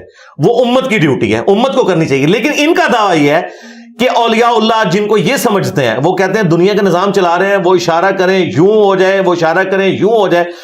تو چونکہ ان کا یہ دعویٰ ہے, پھر ہم ان سے پوچھتے ہیں کہ بھئی آپ کے بزرگوں کے مزارات کے اوپر ہیروین چرس بکتی ہے, سارے پوڈری چرسی وہاں آ کے بیٹھتے ہیں, تو وہ کیوں نہیں روکتے؟ یہ ہمیں کہتے ہیں جی کعبے میں بھی تو جیب کٹتی ہے. ہم کہتے ہیں کعبے میں کٹے گی, کیونکہ کہیں نہیں لکھا ہوا کہ کعبے میں یہ کچھ ہوگا تو اللہ تعالیٰ بچا لے گا. لیکن آپ کا دعویٰ ہے کہ داتا صاحب اس طریقے سے ایک بندے نے ایک چیز چوری کی تھی, انا ہو گیا. ہوں کیوں نہیں انا ہوتا؟ ٹھیک ہے, داتا صاحب نے 1965 میں راوی کے پل پہ آ کے بم پکڑ لیے. یار جو بندہ ڈائیں مار کے بم پکڑتا تھا, اپنے مزار سے نکل کے ڈائی مارنی پڑے گی نا, راوی کا پل تو دور ہے. اس کے اپنے مزار کے اوپر 65 بندے شہید ہو گئے. اس کے ہاتھ میں کیچ دیا ہے انڈیا نے, یا انڈین دہشت گردوں نے یا ادھر کے دہشت گردوں نے ہاتھ میں اس نے کیش ڈراپ کر دیا اور ڈائیں مار کے وہ 65 کے پل کو پکڑتا تھا اور بچاتا تھا. یہ سب کچھ جھوٹ ہے, یہ ان کے دعوے ہیں. جب یہ کہتے ہیں نا, جب آپ دعویٰ کریں گے, اچھا یہ گلا شکوہ ہم وہابیوں سے کیوں نہیں کرتے؟ وہ تو پہلے ہی کہتے ہیں نہیں ہم نہیں مانتے, کچھ بھی نہیں کر سکتے. تو ان کو ہم نے کبھی اس چیز کا, انہوں نے اسی وہ مینا مارنے ہیں جو وہ مانتے ہیں. مثلا میں نے یہ لکھا ہوا 2812 کہ تم نے ہمیں بتایا تھا کہ بخاری کی ساری حدیثیں ٹھیک ہے, تو یہ 2812 عمار کو ایک باغی جماعت قتل کرے گی, عمار انہیں اللہ اور جنت کی طرف بلائے گا, وہ جماعت جہنم کی طرف بلائے گی. یہ حدیث بھی بیان کرو نا, بتاؤ کہ حضرت علی کی پارٹی جنت کی طرف بلانے والی تھی اور ان کے مخالفین جہنم کی طرف بلانے والے تھے. جہنمی نہیں تھے, جہنم کی طرف بلانے والے. جہنم کی طرف بلانے والے تو اس وقت اکثریت مسلمانوں کی جہنم کی طرف بلا رہی ہے, جو بھی کوئی گناہ کا کام, لیکن ہم انہیں جہنمی نہیں کہتے. عمل جہنم کی طرف لے جانے والا ہے, وہ تو اللہ اور بندے کا معاملہ ہے. تو جو کلیم کرتا تھا نا, میں اس کو وہی بات کرتا ہوں. جب آپ خود مجھے اپنی اسٹرینتھ بتاتے تھے کہ ہمارے بابے بم پکڑتے ہیں پلوں پہ, تو میں آپ سے پوچھوں گا نا, میرا تو کہیں دعویٰ نہیں تھا کہ اللہ تعالیٰ آگے بم پکڑے گا. اللہ تعالیٰ تو کہے گا جو قرآن میں سورۃ الانفال میں کہ اپنے جہاد کے لیے پلے ہوئے گھوڑے تیار رکھو, اور بخاری مسلم میں حدیث ہے طاقت پھینکے ہوئے ہتھیاروں میں ہے, اور نبی علیہ السلام نے کہا کہ تیر اندازی سیکھو کیونکہ طاقت اس کے اندر ہے. آج بھی دنیا مان رہی ہے کہ میزائل ٹیکنالوجی, پھینکے ہوئے ہتھیار, یہ طاقت ہے. تو نبی علیہ السلام نے تو ہمیں یہ کچھ سکھایا. ان کا دعویٰ ہے نا, تو یہ جن بابوں کے ماننے والے ہیں اس دعوے میں ہم ان سے پوچھتے ہیں. صحیح, ماشاءاللہ بڑی سالڈ اور مزہ آ رہا ہے گفتگو کا. شکر ہے, اس لیے ہم نے آپ کو کہا تھا آپ وہ ایک سسٹر کے پاس ہی بیٹھے ہوئے کو, بڑی فین ہے. میں تو ان کو جانتا بھی نہیں ہوں, لیکن مجھے یہ بتائیے کہ وہ جو سسٹر ہے جی جی, ان سے جا کے میرے بارے میں کیوں پوچھ رہے ہیں؟ میں تو زندہ ہوں. انہوں نے کہا نا سوال کرنا جی, میرے مرنے کے بعد آپ دنیا سے پوچھیے گا, میری زندگی میں تو مجھ سے آگے پوچھے. ٹائم بعد ہوا نا, اچھا آج حاضر ہیں آپ کے پاس. تو جو آپ نے پوچھا, جو آپ نے میری شان میں ربائیاں پڑھی, جو آپ نے ویڈیوز ریکارڈ کروائی, میں زندہ ہوں, مجھ سے پوچھیں. میں نے آپ کو آج ٹائم بھی اوپن دیا. آج ربائی میں آپ سے سن کے جاؤں گا انشاءاللہ. نہیں, وہ آپ جو بھی پوچھنا چاہتے ہیں مجھ سے پوچھیں, انشاءاللہ میں بتاؤں گا. آج آپ نے مجھے انکار نہیں کرنا کسی چیز. نہیں, میں کسی کو بھی نہیں کبھی انکار کیا. چلیں جتنے, ہاں یہ ہوا ہے ضرور کہ میں نے جو بھی یہاں آیا اسے میں نے پابند کیا کہ کٹنگ نہیں کرنی, کٹنگ بار بار. اس کی وجہ یہ ہے کہ میں کانفیڈنٹ ہوں کہ میں جو بات کر رہا ہوں, فکر ہے انشاءاللہ. مجھ سے زیادہ کٹر بریلوی کون ہے, مجھ سے زیادہ کٹر دیوبندی کون ہے, مجھ سے کٹر وہابی کون ہے. میں سارے فرقوں میں رہا ہوں, میں ساروں کی فیلنگز کو سمجھتا ہوں. مجھے پتا ہے کہ کس نے کہاں پہ ڈنڈی مار کے نا, وہ ایک نقطہ ہی پھنسا ہوا ہوتا ہے, وہ جب میں ایسے کر کے نکالتا ہوں نا, چھس کر کے گیس نکلتی ہے نا, سب کچھ سمجھ آ جاتا ہے, بلاسٹ ہو جاتا ہے, بلاسٹ ہو جاتا ہے. پتہ لگ جاتا ہے کہ یار یہ یہاں پہ انہوں نے نا, مثلا میرے بارے میں انہوں نے مشہور کیا ہے یہ ہمارے بزرگوں کو کہتا ہے کافر. میں نے نہیں کہا, میں کہتا ہوں کہ اگر تم اپنے بزرگوں کے بارے میں یہ مانو گے کہ چشتی رسول اللہ درست ہے تو پھر وہ کافر ہو جائیں گے. میں نہیں کہتا, میں عبارتوں کو کہتا ہوں, جب یہ عبارتوں کو ڈیفینڈ کرتے تھے. اب یہ کہہ رہے ہیں عبارتیں غلط ہے تو بات ختم ہو گئی. لیکن یہ اگر کہیں کہ یہ عبارتیں بھی غلط ہے اور بزرگ جو ہے وہ خود ٹھیک تھے, تو ہم کہیں گے بزرگوں کی دلیل لے کے آؤ. کیوں بریلویوں کے بزرگوں کو دیوبندی نہیں مانتے, دیوبندیوں کے بزرگوں کو بریلوی نہیں مانتے؟ جب وہ مانتے ہی نہیں ہے تو ہم سے کیوں دوست سے منواتے ہیں؟ میجر سوال, بخاری شریف جس نے ترتیب دی, مسلم شریف جن نے ترتیب دی, آپ ان کو صحیح بزرگ سمجھتے ہیں؟ جی, ہم بھی اتفاق ہے ان کے اوپر. یہ کیسے بزرگ ہیں؟ ان کی دلیل آپ دیں قرآن و سنت سے کہ یہ مستند بزرگ ہے. مستند بزرگ اس طرح ہے کہ سب کا اتفاق ہے ان کے اوپر. سب سے پہلے تو پھر زبانی کلامی نہیں, ایک منٹ مجھے بتائیں, اس پلانٹ ارتھ پہ کون سا سنی ہے جو امام بخاری امام مسلم کو محدث نہیں مانتا؟ میں آپ کی بات کر رہا ہوں. جی, میرے پہ آپ نے کہا نا یہ مسند بزرگ ہے. جی, مسند اس لیے کہ اختلاف ہی کوئی نہیں نا. قرآن و سنت سے قرآن و سنت پہ بھی میں آتا ہوں, میں بعد میں آؤں گا. پہلے میں آپ کو بتا رہا ہوں کہ اختلاف جہاں ہو دلیل وہاں چاہیے ہوتی ہے, ذہن میں رکھیے گا. یہ اصول ہے.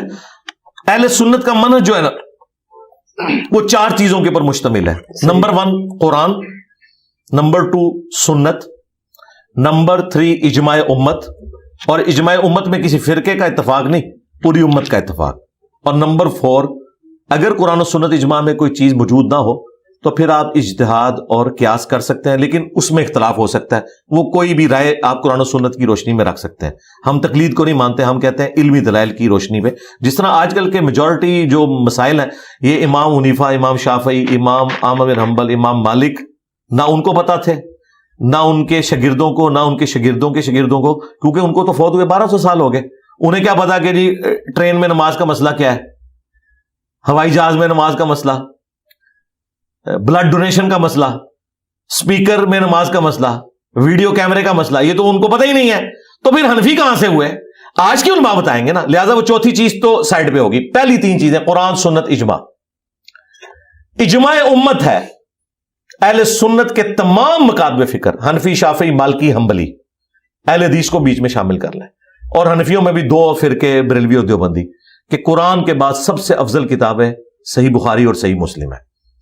تو صحیح بخاری اور صحیح مسلم کو قرآن کے بعد سب سے افضل کتابیں اہل سنت کی بنیادی کتابیں مانتے ہیں, اس وجہ سے کہ وہ امام بخاری امام مسلم کو اہل سنت کا امام مانتے ہیں. صحیح. اختلاف کوئی نہیں.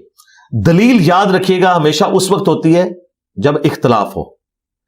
جب اختلاف نہ ہو, سارے ایک ہی بات کر رہے ہو, مثلا سارے مسلمان کہتے ہیں نمازیں 5 ہیں, آپ کہیں دکھائیں کہاں لکھا ہوا ہے, ضرورت ہی نہیں ہے, اجماع امت ہے, سارے مان رہے ہیں. ہاں جہاں اختلاف آئے گا نماز قبلہ رخ پڑھنی چاہیے, قرآن میں 2 رکوع ہیں لیکن اس کی ضرورت ہی نہیں, اس کے بغیر بھی مسلمان قبلہ رخ نماز پڑھے گا. صحیح. ٹھیک ہے, اجماع امت ہے, اختلاف کوئی نہیں ہے. امام بخاری اور امام مسلم کی بزرگی اس حوالے سے ہم مانتے ہیں کہ امام بخاری اور امام مسلم نے جو کچھ امت کو دیا پچھلے 1200 سال سے, اہل سنت انہی 2 کتابوں کے اوپر ڈیپینڈنٹ ہے نبی صلی اللہ علیہ وآلہ وسلم کے فرامین کو ماننے کے اعتبار سے. صحیح. تو لہٰذا یہ وہ بابیں ہیں جن کو ہم بھی مانتے ہیں. میرا یہ آپ کہہ لیں قول زری کہہ لیں کہ ہم ان بابوں کو مانتے ہیں جو کتابوں کو مانتے ہیں, اور کتابوں سے مراد قرآن اور سنت, اور جو کتابوں کے ساتھ غداری کرتے ہیں ان بابوں کو ہم نہیں مانتے. امام بخاری امام مسلم نے جو کچھ بیان کیا وہ انہوں نے اپنی سند سے رسول اللہ تک پہنچایا ہے صلی اللہ علیہ وآلہ وسلم. یعنی امام بخاری پوری سند بیان کریں گے, میں نے سنا احمد بن حنبل سے, احمد بن حنبل نے سنا شافعی سے, انہوں نے مالک سے, انہوں نے نافع سے, انہوں نے عبداللہ بن عمر سے. اس طرح پوری چین بیان ہوتی ہے. یہ نہیں ہے کہ ایک اسلامی بھائی کا بیان ہے, ایک بزرگ کو آواز آئی, اس طرح نہیں ہے, پوری اسناد بیان ہوئی ہوئی ہے اور اتھارٹی کے ساتھ چیزیں بیان ہوئی ہوئی ہیں, ان کے اوپر دین کھڑا ہوا ہے. اب جو صوفیاء ہیں, جو بعد کے لوگ ہیں, ان کی تو کوئی اسناد نبی علیہ السلام تک جا ہی نہیں ہے. یعنی آپ مجھے بتائیں کہ جی یہ سلطان بہو نے حدیث کی کتاب لکھی ہے. سلطان بہو نے حدیث کی کتاب تو دور کی بات ہے, انہوں نے پتہ نہیں حدیث کی کتاب پڑھی بھی ہوئی تھی کہ نہیں, یا قرآن کی کوئی تفسیر انہوں نے لکھ کے آپ کے حوالے کی ہو. صحیح. یہ کہتے ہیں نا اسلام بابوں نے کلمہ پڑھایا ہے, وہ آپ نے بیچ میں بات بھی کی تھی, مجھے اچانک یاد آ گئی. ڈاکٹر ذاکر نائک نے سینکڑوں ہندوؤں کو کلمہ پڑھایا ہے, تو مفتی حنیف قریشی صاحب انہیں ولی اللہ مان لیں گے؟ کبھی بھی نہیں. انہوں نے کیمرے میں آ کے کہا ہے ڈاکٹر ذاکر نالائک. اچھا جی. اور آپ کو پتا ہے کہ بریلوی ذاکر نائک کو کیا سمجھتے ہیں. اگر ذاکر نائک کا سینکڑوں ہندوؤں کو کلمہ پڑھانا اس کی بزرگی کی دلیل نہیں ہے, تو تمہارے صوفیاء کا کلمہ پڑھانا ان کی بزرگی کی دلیل کہاں سے ہو گیا؟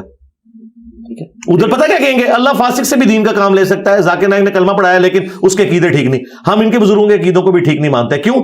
ان کی کتابیں جو تعارف کے حد تک ہم تک پہنچی ہیں ان میں تو یہ کچھ ہے, اور اگر کہتے ہیں ان کی کتابیں نہیں ہیں پھر وہ بزرگ بھی نہیں ہے. ذاکر نائک تو ویڈیو میں موجود ہے, ان کے بزرگوں کی ویڈیوز کہاں ہیں؟ ہو سکتا ہے اس نام کا کوئی بندہ ہی نہ ہو.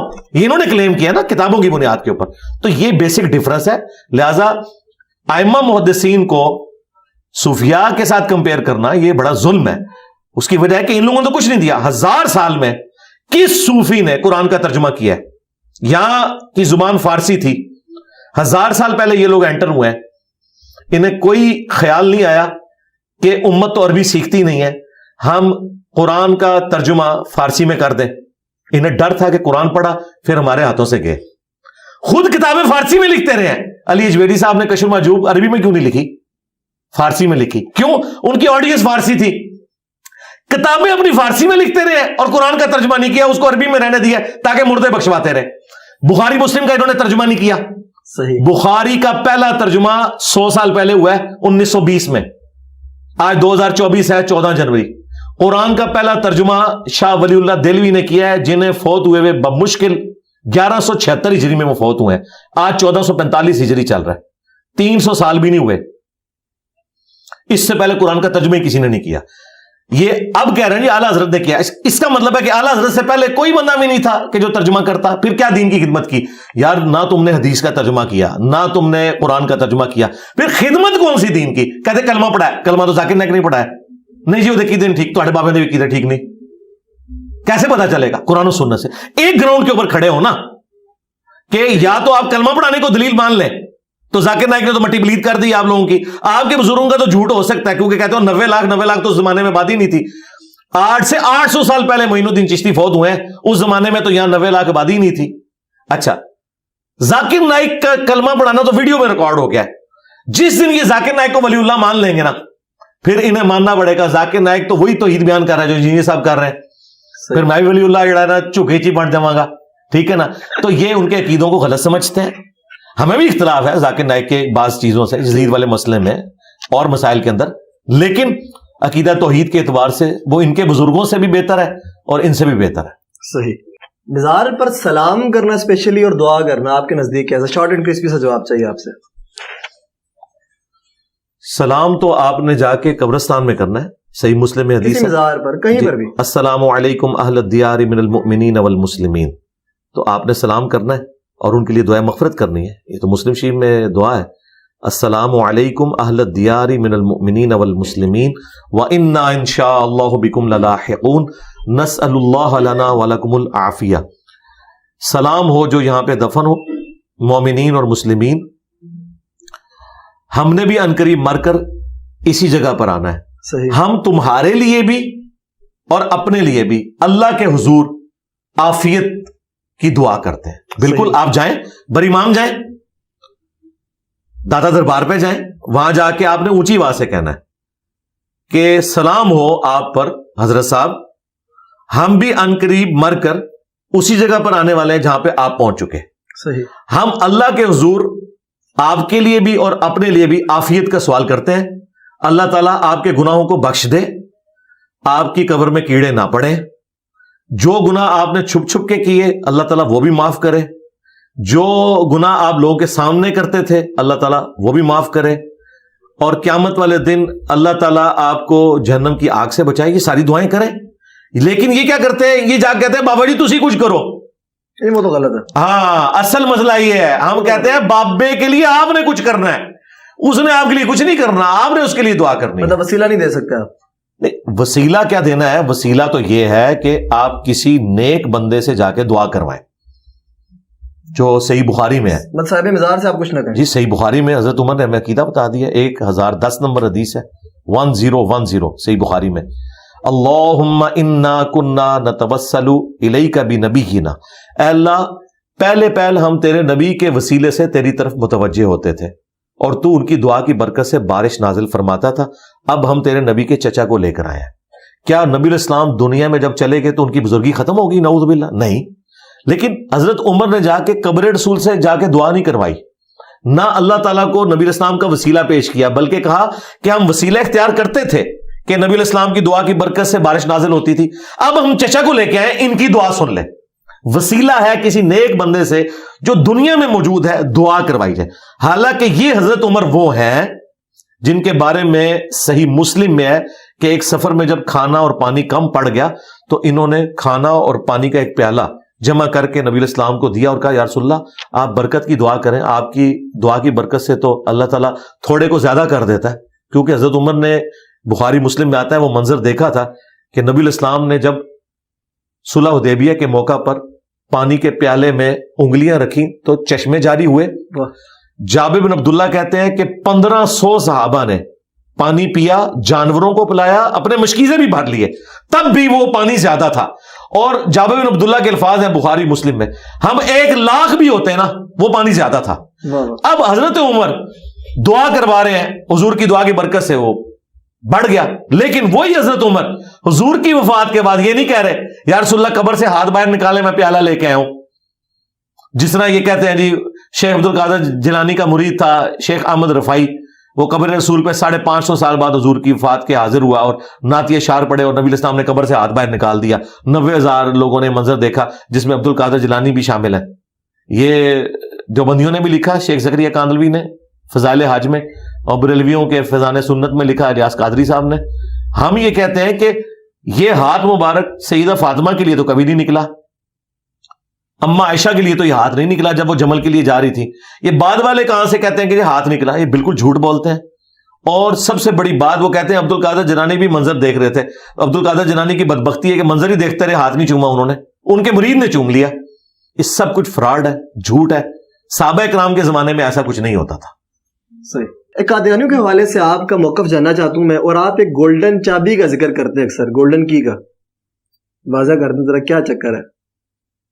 قادیانی ظاہر ہے کہ انہوں نے ایک جھوٹی نبوت کلیم کی ہے, ٹھیک ہے, تو وہ بخاری مسلم میں حدیث ہے قیامت اس وقت تک نہیں آئے گی جب تک کہ 30 جھوٹے دجال نہ پیدا ہو جائیں صحیح. میری امت کے اندر اور وہ دعوے نبوت بھی کریں گے. تو غلام احمد قادیانی بھی انہی دجالوں میں سے ایک دجال تھا صحیح. جس نے جھوٹا دعوے نبوت کیا اور انہیں ہم کافر سمجھتے ہیں. باقی جو وہ گولڈن کی ہے دعوت کے حوالے سے وہ یہ ہے کہ قادیانیوں کو دعوت حق دینے کے لیے یہ چیز ضروری ہے کہ وہ جو مظلومیت کا کارڈ کھیلتے ہیں نا وہ ان کے اوپر الٹا جائے. وہ یہ کہتے ہیں کہ ہمیں یہ سب لوگ کافر کہتے ہیں, تو انہیں یہ بتانے کی ضرورت ہے کہ سب سے پہلے تم نے باقیوں کو کافر کہا ہے. صحیح. انہوں نے کلیم کیا کہ غلام احمد قادیانی دجال پیغمبر ہے اور پیغمبر کا نام ماننے والا کافر ہے. ظاہر ہے کہ جب پیغمبر ہے تو پھر نام ماننے والا کافر ہے. انہوں نے پوری امت کو کافر کہا. اس کے جواب میں ہم نے ان کو بتایا کہ آپ نے ختم نبوت کی جو یہ والی تعبیر کی ہے یہ بالکل ثابت نہیں ہے. اگر خلافت راشدہ قائم ہوتی تو جو کچھ مسلمہ کذاب کے ساتھ حضرت ابوبکر صدیق رضی اللہ تعالیٰ عنہ نے کیا وہی کچھ ان قادیانیوں کے ساتھ ہوتا جنہوں نے غلام احمد قادیانی کو اس وقت امتی نبی کلیم کیا اور ایکسپٹ کیا. انہوں نے ہمیں کافر قرار دیا. الٹا یہ کہتے ہیں جی نہیں ہم تو آپ کو مسلمان مانتے ہیں عموماً لوگ. تو وہ میں نے جو گولڈن کوڈ تھا میں نے کہا تھا کہ ان سے یہ کہیں کہ آپ ہمیں مسلمان مان لیں انہی نظریات کے ساتھ, ہم آپ کو مسلمان مان لیں گے اور ٹائم قیامت تک ہے. ہاں اس کی وجہ یہ ہے کہ جس دن انہوں نے یہ مانا نا کہ انجینئر صاحب مسلمان ہیں باوجود اس کے کہ غلام احمد قادیانی کو وہ دجال سمجھتے ہیں, تو بھائی اس کا مطلب یہ ہے کہ غلام احمد قادیانی پھر نبی نہیں ہے. کیونکہ میں نبی کو دجال سمجھتے ہوئے بھی اگر مسلمان ہوں تو دونوں میں سے ایک بات ٹھیک ہوگی نا. میں مسلمان ہوں یہ تو بات آپ نے خود مان لی, تو اس کا مطلب ہے کہ میرا عقیدہ درست ہے کہ وہ دجال ہے. لیکن اگر آپ کہیں کہ وہ دجال نبی ہے اور میں مسلمان ہوں, یہ بیک وقت دونوں باتیں ٹھیک نہیں ہو سکتی. کیونکہ اگر آپ اسے نبی مانیں گے پھر مجھے کافر کہنا پڑے گا آپ کو, کیونکہ نبی کا انکار کرنے والا تو کافر ہوتا ہے. آج کوئی کہے کہ ہم رسول اللہ کا انکار کرتے ہیں آپ ہمیں مسلمان مان لیں, ہم کہیں گے آپ سارے پیغمبروں کو مان لیں, نبی الاسلام کو بھی مان لیں, کسی ایک پرانے پیغمبر کا بھی انکار کرتے ہیں تب بھی تم کافر ہو, کیونکہ لا نفرق بین احد من رسلی. تو اسے کہا جاتا ہے تعلیق بالمحال, کہ چونکہ یہ نہیں ہو سکتا وہ بھی نہیں ہوگا. یہ میں نے یہ بات کی تھی جس کو انہوں نے کہا یہ کہتا جی ہم قادیانی کو مسلمان ماننے کے لیے تیار ہیں. تو یہ بات اس طریقے سے ہوئی تھی اور یہ اسلوب قرآن میں بھی ہے. قل ان کان للرحمن ولد فانا اول العابدین. اے نبی ان سے فرماؤ بالفرض اگر اللہ کا کوئی بیٹا ہوتا تو سب سے پہلے میں اسے پوج رہا ہوتا. مراد یہ کہ چونکہ میں اب کسی کو نہیں پوج رہا, اللہ کا بیٹا کوئی نہیں ہے. تو یہ سمجھانے کے لیے علم الکلام ہوتا ہے. اور یہ باتیں یہ پہلے خود ایک دوسرے سے کرتے ہیں. خود شاہ احمد نورانی صاحب نے, پتہ ہے آپ کو, جب قادیانیوں کو کافر قرار دیا نا تو اس وقت بریلوی بغلیں بجاتے تھے کہ ہمارے شاہ احمد نورانی صاحب نے ان کے مرزا طاہر کو خاموش کروا دیا تھا اسمبلی کے اندر. صحیح. اور وہ یہی بات جو انجینئر صاحب نے کی یہی کہہ کے, کیونکہ بھٹو صاحب ریلیکٹنٹ تھے, وہ تو سیکولر آدمی تھے, ان کو تو ان چیزوں سے کوئی لینا دینا نہیں تھا. شاہ احمد نورانی صاحب نے کہا کہ بھٹو صاحب یہ تو آپ کو بھی کافر سمجھتے ہیں. تو بھٹو صاحب نے پوچھا کہ بھئی میں مسلمان ہوں, کافر. انہوں نے کہا جی آپ کافر ہیں, چونکہ ہم اس کو نبی مانتے ہیں تو جو نبی کو نہ مانے وہ کافر ہے. انہوں نے کہا منڈو انہوں. یہ لوگ فخریہ کہتے تھے کہ شاہ احمد نورانی صاحب نے علم الکلام سے اس طریقے سے اپنی فائٹ لڑی. تو یہی فائٹ ہم بھی آپ کو بتا رہے ہیں کہ جب کبھی یہ مظلومیت کا کارڈ کھیلیں آپ ان کے سامنے یہ بات رکھیں. صحیح ہو گیا. اب ذرا سادہ سادی سے گفتگو ہے, آپ کی اصل وجہ شہرت کیا ہے خود بتائیں. قرآن و سنت کے دلائل جو مجھ سے پہلے کسی نے اس طریقے سے پبلک میں بیان نہیں کیے, تنقید کو اور میرے بعد بھی نہیں کیے ابھی تک. میں انتظار میں ہوں کوئی ایسا بندہ ملے میں اس کو یہاں پہ بٹھاؤں. تنقید کو کس طرح لیں گے؟ تنقید کی وجہ شہرت, جو تنقید کرتے ہیں یہ بھی اصل وجہ شہرت میں آتی ہے. تنقید تو میں نے کیا کرنی میرے بھائی, ہم تو ڈسے ہوئے ان کے. نہیں دلیل اور جو بات کرتا ہوں پیشن سے کرتا ہوں. مجھے بتائیں آج کے اس ماڈرن دور کے اندر جب ایک نوجوان بیٹا اپنے باپ کی غصے والی بات نہیں سنتا تو کیا وجہ ہے کہ آج لاکھوں نوجوان میری بات سن رہے ہیں, میں تو ان کا باپ بھی نہیں ہوں. بات کا پیشن, سچائی وہ اثر دکھاتی ہے. ایک والد اپنے بچوں کو دین سکھانا چاہتا ہے, کس مدرسے میں لے کے جائے, کس جگہ لے کے جائے؟ مدرسوں سے بچا کے رکھے, خود سکھائے, پہلے خود سیکھے اور پھر سکھائے. خود کہاں سے سیکھے؟ وہ مسلمان نہیں ہے, خود سے تو حدیث پڑھنا مشکل ہے نا, قرآن کیوں؟ کوئی مشکل نہیں ہے. جن سے آپ نے پڑھنا ہے ان کو تو آتا ہی کوئی نہیں ہے. مجھے بتائیں کتنی مساجد کے امام ہیں جنہیں قرآن ترجمے سے آتا ہے, خطیبوں کو بھی نہیں آتا. تو جدھر آپ نے سیکھنے جانا ہے تو پہلے تو یہ جتنے امام مسجد اور خطیب ہیں انہیں مدرسے میں داخل کریں نا, ان کو خود نہیں آتا تو یہ بھی تو آخر کسٹوڈین بنے ہوئے نا امت کے. ٹھیک ہے. ہاں تو جائے اس طرح کہ احمد بریلوی صاحب کے پاس چلا جائے, انہوں نے مرنے سے پہلے اردو میں قرآن کا ترجمہ کر دیا. مجھے بتائیں احمد بریلوی کو تو عربی آتی تھی نا, یہ انہوں نے پیسے کمانے کے لیے ترجمہ کیا تھا یا عوام کے لیے کیا تھا؟ عوام کے لیے کیا تھا نا. اس لیے ہم کہتے ہیں کہ عوام جو ہے ان کے لیے جو ترجمہ ہوا وہ اسی لیے ہوا کہ عوام خود پڑھیں. احادیث کے جو ترجمے ہوئے ہیں اردو زبان کے اندر وہ اسی لیے ہوئے ہیں کہ تاکہ عوام پڑھے. صحابہ کرام کو بھی لکھنا پڑھنا نہیں آتا تھا, ان کی زبان میں قرآن تھا, سمجھ آ گیا. ہماری زبان میں بھی قرآن ہو چکے الحمدللہ, سارے فرقوں کا ترجمہ ہے, آپ خود پڑھیں. اور جہاں کہیں سمجھ نہ آئے علماء سے رابطہ کریں, اور ایک فرقے کے عالم سے نہیں, ساروں سے. اور پھر اس کے بعد آپٹیمل دیکھیں کہ کون بندہ بات قرآن و سنت کے مطابق کر رہا ہے اور کون ذاتی رائے دے رہا ہے. ٹھیک ہے. آج کا ٹرینڈنگ ایشو جو آج کل ڈاکٹر مرنگ بلوچ مسنگ پرسنس کے حوالے سے اسلام آباد میں, اس کے بارے میں کیا کہیں گے آپ؟ بلوچ مسنگ پرسن بلوچ ہوں یا پی ٹی آئی والے ہوں یا پی ٹی آئی کے دور میں اٹھائے جانے والے بلوچ ہوں, ہم ساروں کے بارے میں یہی عقیدہ رکھتے ہیں جو آئین کے اندر لکھا ہے کہ بیسک ہیومن رائٹس جو ہیں لوگوں کے وہ وائلیٹ نہیں ہونے چاہیے. اگر کوئی شخص مجرم ہے اس کے خلاف ثبوت لائیں اور عدالتوں میں پیش کریں. اس طریقے سے ماورائے عدالت ایکسٹرا جوڈیشل طریقے سے لوگوں کو اٹھانا, اغوا کرنا, یہ بالکل حرام ہے. اسلام جو ان کے ساتھ ابھی اسلام آباد میں رویہ ہو رہا ہے ٹھیک ہو رہا ہے؟ جی غلط ہے, کون کہے گا ٹھیک ہو رہا ہے. لیکن بات یہ ہے کہ اس رویے میں جو لوگ جا کے ویلاگز بنا رہے ہیں ہمارے پی ٹی آئی کے یوٹیوبرز, ان سے تو میں پوچھوں گا کہ تم لوگ تو وہ ہو کہ تمہارا پرائم منسٹر بننے سے پہلے انہی بلوچوں کے حق میں بولتا تھا, منظور پشتین کے حق میں بولتا تھا, اور مینگل صاحب کو اس نے اپنی حکومت میں شامل کیا تھا اسی بنیاد کے اوپر کہ مسنگ پرسن کا ہم مسئلہ حل کروائیں گے. 3.5 سال اس نے مسنگ پرسن کا مسئلہ تو کوئی نہیں حل کیا. الٹا ان کے سپورٹر جو یوٹیوب پہ ویلاگز بنانے والے, ان کے ہم نام ایک بھائی ہیں, وہ تو کہتے تھے کچھ نہ کچھ تو کیا ہے نا, تو یہ اٹھائے گئے ہیں. جس نے اب اپنی بیوی کے ساتھ وہاں جا کے معافی مانگی, بہت اچھی بات ہے, معافی مانگی ہے. اس کا مطلب ہے کہ ہم اس وقت صحیح کہتے تھے. ابھی بھی ہم جو ان کو کہہ رہے ہیں نا پی ٹی اے والوں کو اور ان کے یوٹیوبرز کو, 5-6 سال کے بعد ان کو پتا چلے گا کہ ہم ابھی بھی ٹھیک کہہ رہے تھے, لیکن ان کو سمجھ تھوڑی دیر بعد آتی ہے. عمران خان صاحب کے بارے میں آپ نے اکثر بیان آتا ہے, پچھلے پھنس بھی گئے آپ, کیا کہیں گے؟ ابھی کہاں سے میں تو کہاں سے پھنسوں, میں تو باہر بیٹھا ہوں, خان صاحب پھنسے میں. خان صاحب کہتے تھے نا میں ٹی وی اتروا لوں گا, میں اے سی اتروا لوں گا, تو خان صاحب پھنسے میں تو باہر ہوں. پی ٹی آئی کی موجودہ صورتحال خان صاحب, ہاں اس طرح پوچھے نا آپ, اس طریقے سے نا, یعنی آپ کوئی ایک بات پوچھیں اس کو آپ ڈسکس کریں. کیا بتاؤں میں کہ موجودہ پی ٹی آئی کے حالات, عمران حالات آپ کے سامنے ہیں. کل قاضی صاحب نے فیصلہ دے دیا ہے, بھلا ان سے لے لیا انہوں نے. آزاد قوم ہے ہم لوگ. جی آزاد قوم ہی ہے الحمدللہ. ہاں جی. کس طرح؟ کیوں الیکشن ہو چکا ہے یا ہونا ہے؟ نہیں الیکشن تو ہوگا انشاءاللہ 8 فروری کو ہوگا. مجھے لگتا ہے ہو گیا. نہیں ہو. اگر آپ کو لگتا ہے تو پھر آپ کو یہ بھی لگنا چاہیے کہ 2018 میں بھی پہلے کا ہی ہو گیا تھا جب پاناما کا کیس آیا تھا. اگر آپ یہ ماننے کے لیے تیار ہیں تو ہم آپ کی یہ بھی ماننے کے لیے تیار ہیں, لیکن اگر آپ کہیں کہ اس وقت نہیں مانتے تو ہم آپ کی یہ نہیں مانتے. باقی یاد رکھیں, میں اس ڈیسیژن سے جو بلہ واپس لیا نا جی میں دکھی ہوں, لیکن چونکہ یہ قانوناً بالکل صحیح ڈیسیژن ہوا ہے. ٹھیک ہے, یعنی قانوناً اس میں ٹیکنیکل کوئی خرابی نہیں ڈیسیژن میں, اخلاقاً ہے, قانوناً نہیں ہے. یہ 2021 سے ان کے مسئلے چل رہے تھے, ان کو مروایا ان کے وکیلوں نے. ان کو چاہیے تھا کہ اس طریقے سے گاؤں میں جا کے کاغذی کاروائی کر کے یہ نہ کرتے. جب ساری اسٹیٹ مشینری آپ کو الیکشن سے آؤٹ کرنے یا ہرانے کے لیے لگی ہوئی ہے, آپ کیوں اپنے کمزور پوائنٹ دیتے ہیں؟ آپ کو چاہیے تھا آپ یہ حرکت نہ کرتے, الیکشن کرواتے, اوپن آپ میڈیا کو بلاتے, یہ سب کچھ کرتے. اب یہ کمزور پوائنٹ کتنے انہوں نے دیے. اب قاضی صاحب نے جو فیصلہ دیا نا, اگر وہ فیور دیتے نا ان کو تو انہیں وہ سارے رولز توڑنے پڑنے تھے, ان کے پاس کوئی اور چارہ نہیں تھا. دکھ اس لیے ہوا ہے کہ پی ٹی اے والوں نے اپنا ہوم ورک کمزور کیا ہوا تھا, اور یہ بڑا اچھا ہوا کہ لائیو کوریج دکھائی گی, پوری نیشن کو پتا چل گیا کہ باہر صرف یہ لوگ نا تقریریں کرتے ہیں, اندر ان کے پاس کوئی کاغذ بھی موجود نہیں ہوتا.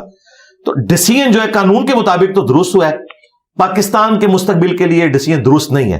لیکن ظاہر ہے کہ اس کے اوپر ہم کریٹیسائز اس لیے نہیں کر سکتے, اگر قانوناً غلط ہوتا تو میں کوئی پوائنٹ آف ویو بیان کرتا. یقیناً ان سے غلطی ہوئی ہے, اگر ایک بندے سے مس ہینڈلنگ ہوئی ہے سزا تو اسے ملنی چاہیے. اگر کوئی 140 پہ چلا رہا تھا, اب وہ یہ کہے کہ میری ماں فوت ہوئی تھی, میرے بچے کا ایکسیڈنٹ ہوا تھا, میں ذہنی ٹینشن میں تھا, مجھے جرمانہ نہ کریں, تو میں کہوں گا کہ یار چھوڑ دو. لیکن اگر وہ کہ میں اصول پہ کر رہا ہوں تو بھی جرمانہ تو بنتا ہے. ٹھیک ہے, ہاں مس ہینڈلنگ ہوئی, جرمانہ تو بنتا ہے. وہ ووٹ بینک ٹوٹے گا پی ٹی آئی کا یا ہے؟ نہیں, وہ تو اب ختم ہو گیا. پی ٹی آئی تو الیکشن ہار گئی, ہار گئی. جی کنفرم. 227 سیٹیں تو ان کی فارغ ہوگی نا, جو پارٹی کی بنیاد پہ ملنی تھی, وہ تو فارغ ہو گئی. बल्ले का निशान गया, अब हर जगह डिफरेंट निशान होगा, ठीक है, और मुझे नहीं लगता बहुत बुरी तरह हारेगी। 2-3 सवाल मेरे आखिरी रह गए। हाँ, बल्ला मिल जाता ना, फिर चांसेस थे कि ये अच्छी खासी सीटें निकाल लेते। ठीक है, आखिरी 2-3 सवाल है मेरे, मुख्तसर करूंगा इसको मैं। मुझे बताएं, औरत का वोट देने का शरई हक, इस हवाले से क्या कहेंगे? जी देना चाहिए, क्यों नहीं देना चाहिए? हर इंसान को हक हासिल है कि वो अपनी राय दे। नबी इस्लाम ने तो एक औरत की गवाही भी कबूल कर ली है रज़ात के मसले में। दूध के हवाले से जो रिश्ता एस्टेब्लिश होता है ना, एक औरत की गवाही भी कबूल की है। औरत को वोट देने का शरई हुक्म क्या है, इस पे आपका मौकफ क्या है? औरत को वोट देना, औरत को सरबराही में जी नहीं, सरबराही तो एक ऊपर वाली चीज है ना, जो निचले लेवल के ऊपर जो मुख्तलिफ कमेटियां बनी हुई हैं, नॉन मुस्लिम्स की हों, फीमेल्स की हों, वो कमेटियां होनी चाहिए, औरतों के हुकूक की नुमाइंदगी तो होनी चाहिए, लेकिन ओवरऑल जो प्राइम मिनिस्टरशिप है वो उसके ऊपर मर्द को होना चाहिए, औरत को नहीं होना चाहिए, इस्लाम के पॉइंट ऑफ व्यू से। इस्लाम के पॉइंट ऑफ व्यू से। अच्छा, आपने हाल ही में मेरी पॉडकास्ट देखी जिसका आपने हूबहू मतलब जिक्र भी कर दिया? कौन सी पॉडकास्ट देखी? फातिमा फजल साहबा। नहीं, वो मैंने उसका एक क्लिप देखा था जिसमें मुझे डिस्कस किया जा रहा था, मैंने नहीं पॉडकास्ट देखी। चलिए मैं वैसे ही डिस्कस कर रहा हूं। वो एक क्लिप मुझे किसी ने ना भेजा था मेरी ईमेल के साथ ना अटैच करके, ऑफिशियली आया हुआ था। हाँ, वो इसी वजह से आया ना कमेंट। ठीक है। अच्छा, मुझे बताएं कि एक औरत का जो कि गैर महरम है मेरे लिए, मैंने उनसे बात की, उन्होंने मुझसे की, एक मर्द एक औरत के साथ किसी भी मसले पे आमने सामने बैठ के गुफ्तगू कर सकते हैं, वो इस्लामी भी हो सकता है, दुनियावी भी हो सकता है। ये तो आप करने के बाद पूछ रहे हैं ना, अब होगी ना, वो आपका मौका बस हो चुकी ना। मेरा मौका वो है जो मैंने औरों के लिए मैसेज। हाँ जी, औरों के लिए मैसेज ये है कि देखें, औरों के लिए मैसेज ये है कि इस तरीके से मर्द औरत को आमने सामने बैठ के पॉडकास्ट करने की कोई जरूरत नहीं है। कोई जरूरत नहीं। हाँ जी, बिल्कुल नहीं है। कोई और भी किसी मसले मसाइल के ऊपर ना की जाए। कौन से मसले मसाइल हैं जो आपने औरतों से ऐसे पूछने हैं जो मर्द बताने के लिए? मैं तो नहीं कर रहा। नहीं, लोगों को छोड़े, आपने दीन सीखना है ना। तो दीन के लिए अगर कोई ये मिसाल देता है ना कि सईदा आयशा ने सहाबा कराम को पर्दे में सिखाया, तो उसके बाद ये लेगेसी आगे नहीं चली। औरत की आवाज का पर्दा। जी, मैं आपको बता रहा हूं ना कि वो आवाज का पर्दा, जो मैं आपको दलाइल बता रहा हूं जो उम्महातुल मोमिनीन से लोग लेते हैं। उम्महातुल मोमिनीन का सहाबा कराम को सिखाना वो एक एक्सेप्शनल केस था, क्योंकि नबी इस्लाम की आयली जिंदगी उन्होंने ट्रांसफर की है। इसके बाद नहीं चलता कि कभी हजरत अबू बकर, उमर, उस्मान अली की बीवियों ने मर्दों को दर्स दिए हों, या मर्दों ने उनके से जाके सवाल पूछे हों, वो मर्दों से ही जाके पूछते थे। औरतें दर्स दें, पॉडकास्ट भी रिकॉर्ड करवाएं औरतों के साथ। सही। हाँ जी, जिस तरह डॉक्टर फरहत हाशमी कर रही है। ठीक कर रही है, हाँ जी, बिल्कुल, बहुत अच्छा काम, वन मैन आर्मी। ठीक है। मैं पॉडकास्ट का एंड करने जा रहा हूँ, लेकिन आपके लबों से मैं हुजूर की नात, जो सही नात है, वो सुनना चाहता हूँ। सल्लल्लाहु अलैहि वसल्लम। देखिए, तरन्नुम में 2-3 अशार या 2 अशार, 1 अशार। तरन्नुम में तो बहुत पुराना हमने सुना है, लेकिन अपने मैं तो अब बड़ा अरसा हुआ है, लेकिन कि मैं अपने गले को ना वो नात हो या गुनगुनाने के एतबार से बहुत कम इस्तेमाल करता हूँ, इसलिए मेरे लिए पढ़ना मुश्किल हो जाएगा। आप नबी इस्लाम की नात जो है ना नसर में सुन लेना। नहीं, आप तरन्नुम में सुना। तरन्नुम में मुश्किल हो जाएगा मेरे लिए, मुश्किल हो जाएगा, बड़ा अरसा हुआ मैंने नहीं पढ़ी। नहीं, मुश्किल। हाँ, मैं आपको नसर में बयान करता हूँ, नसर में वो नात बयान करता हूँ जो नात हो। हाँ जी, नहीं अशार नहीं, असल नात तो है कुरान और सुन्नत में। हाँ, वो मैं एक तरफ से शुरू हो जाऊंगा। इस दफा भी रबीउल अव्वल के मौका के ऊपर मैंने कुरान हकीम से नबी इस्लाम की शान में जो आयात हैं और अहादीस बुखारी और मुस्लिम की, वो मैंने बयान की हैं। मेरे नजदीक कुरान हकीम में रसूलुल्लाह सल्लल्लाहु अलैहि वसल्लम की शान में जो सबसे आप कह लें टॉप के ऊपर आयत है ना, वो है इन्नल्लाह व मलाइकतहु युसल्लूना अलन नबी या अय्युहल्लज़ीना आमनू सल्लू अलैहि व सल्लिमू तस्लीमा अल्लाहुम्मा सल्लि अला मुहम्मदिन व अला आलि मुहम्मद। उम्मत पे अल्लाह ताला ने दुरूद शरीफ पढ़ना वाजिब इसीलिए किया है कि उम्मत के ऊपर पैगम्बर का एहसान है कि अल्लाह ताला ने उन्हें एक जरिया बनाया है उम्मत की हिदायत का। तो उम्मत को चाहिए कि वो अपने पैगम्बर के लिए दुआए रहमत करे। इस दुआए रहमत करने का फायदा उम्मत को खुद है। सही मुस्लिम में हदीस है, जो मुझ पर 1 दफा दुरूद शरीफ पढ़ेगा अल्लाह ताला उस पर 10 दफा रहमतें नाजिल फरमाएगा। ये हदीस सुनन निसाई में है, उसमें आगे भी अल्फाज है कि अल्लाह ताला उसके 10 गुनाह भी माफ कर देगा, उसके 10 दरजात बुलंद करेगा, उसे 10 नेकियां भी देगा। फिर सुनन निसाई में हदीस है कि जमीन में कुछ फरिश्ते सियाहत करते हैं और मेरे उम्मतियों का सलाम मेरे तक पहुंचाते हैं। बुखारी मुस्लिम दोनों में हदीस है, नबी इस्लाम ने फरमाया जब तुम पढ़ोगे अस्सलामु अलैका अय्युहन नबिय्यु व रहमतुल्लाहि व बरकातुहू अस्सलामु अलैना व अला इबादिल्लाहिस सालिहीन, तो जमीन व आसमान में हर नेक बंदे तक अल्लाह तुम्हारा सलाम पहुंचा देगा। हम नबी इस्लाम पर जब भी सलाम अर्ज करते हैं, नमाज में अर्ज करें, बाहर अर्ज करें, वो पहुंच रहा है। اور नबी इस्लाम का जवाब भी हम तक पहुंच रहा है। अल्लाह ताला के हुजूर वो हमारे लिए दुआ करते हैं, अल्लाह ताला की तरफ से ऑटोमेटिकली रहमतें हम पर नाजिल होती हैं।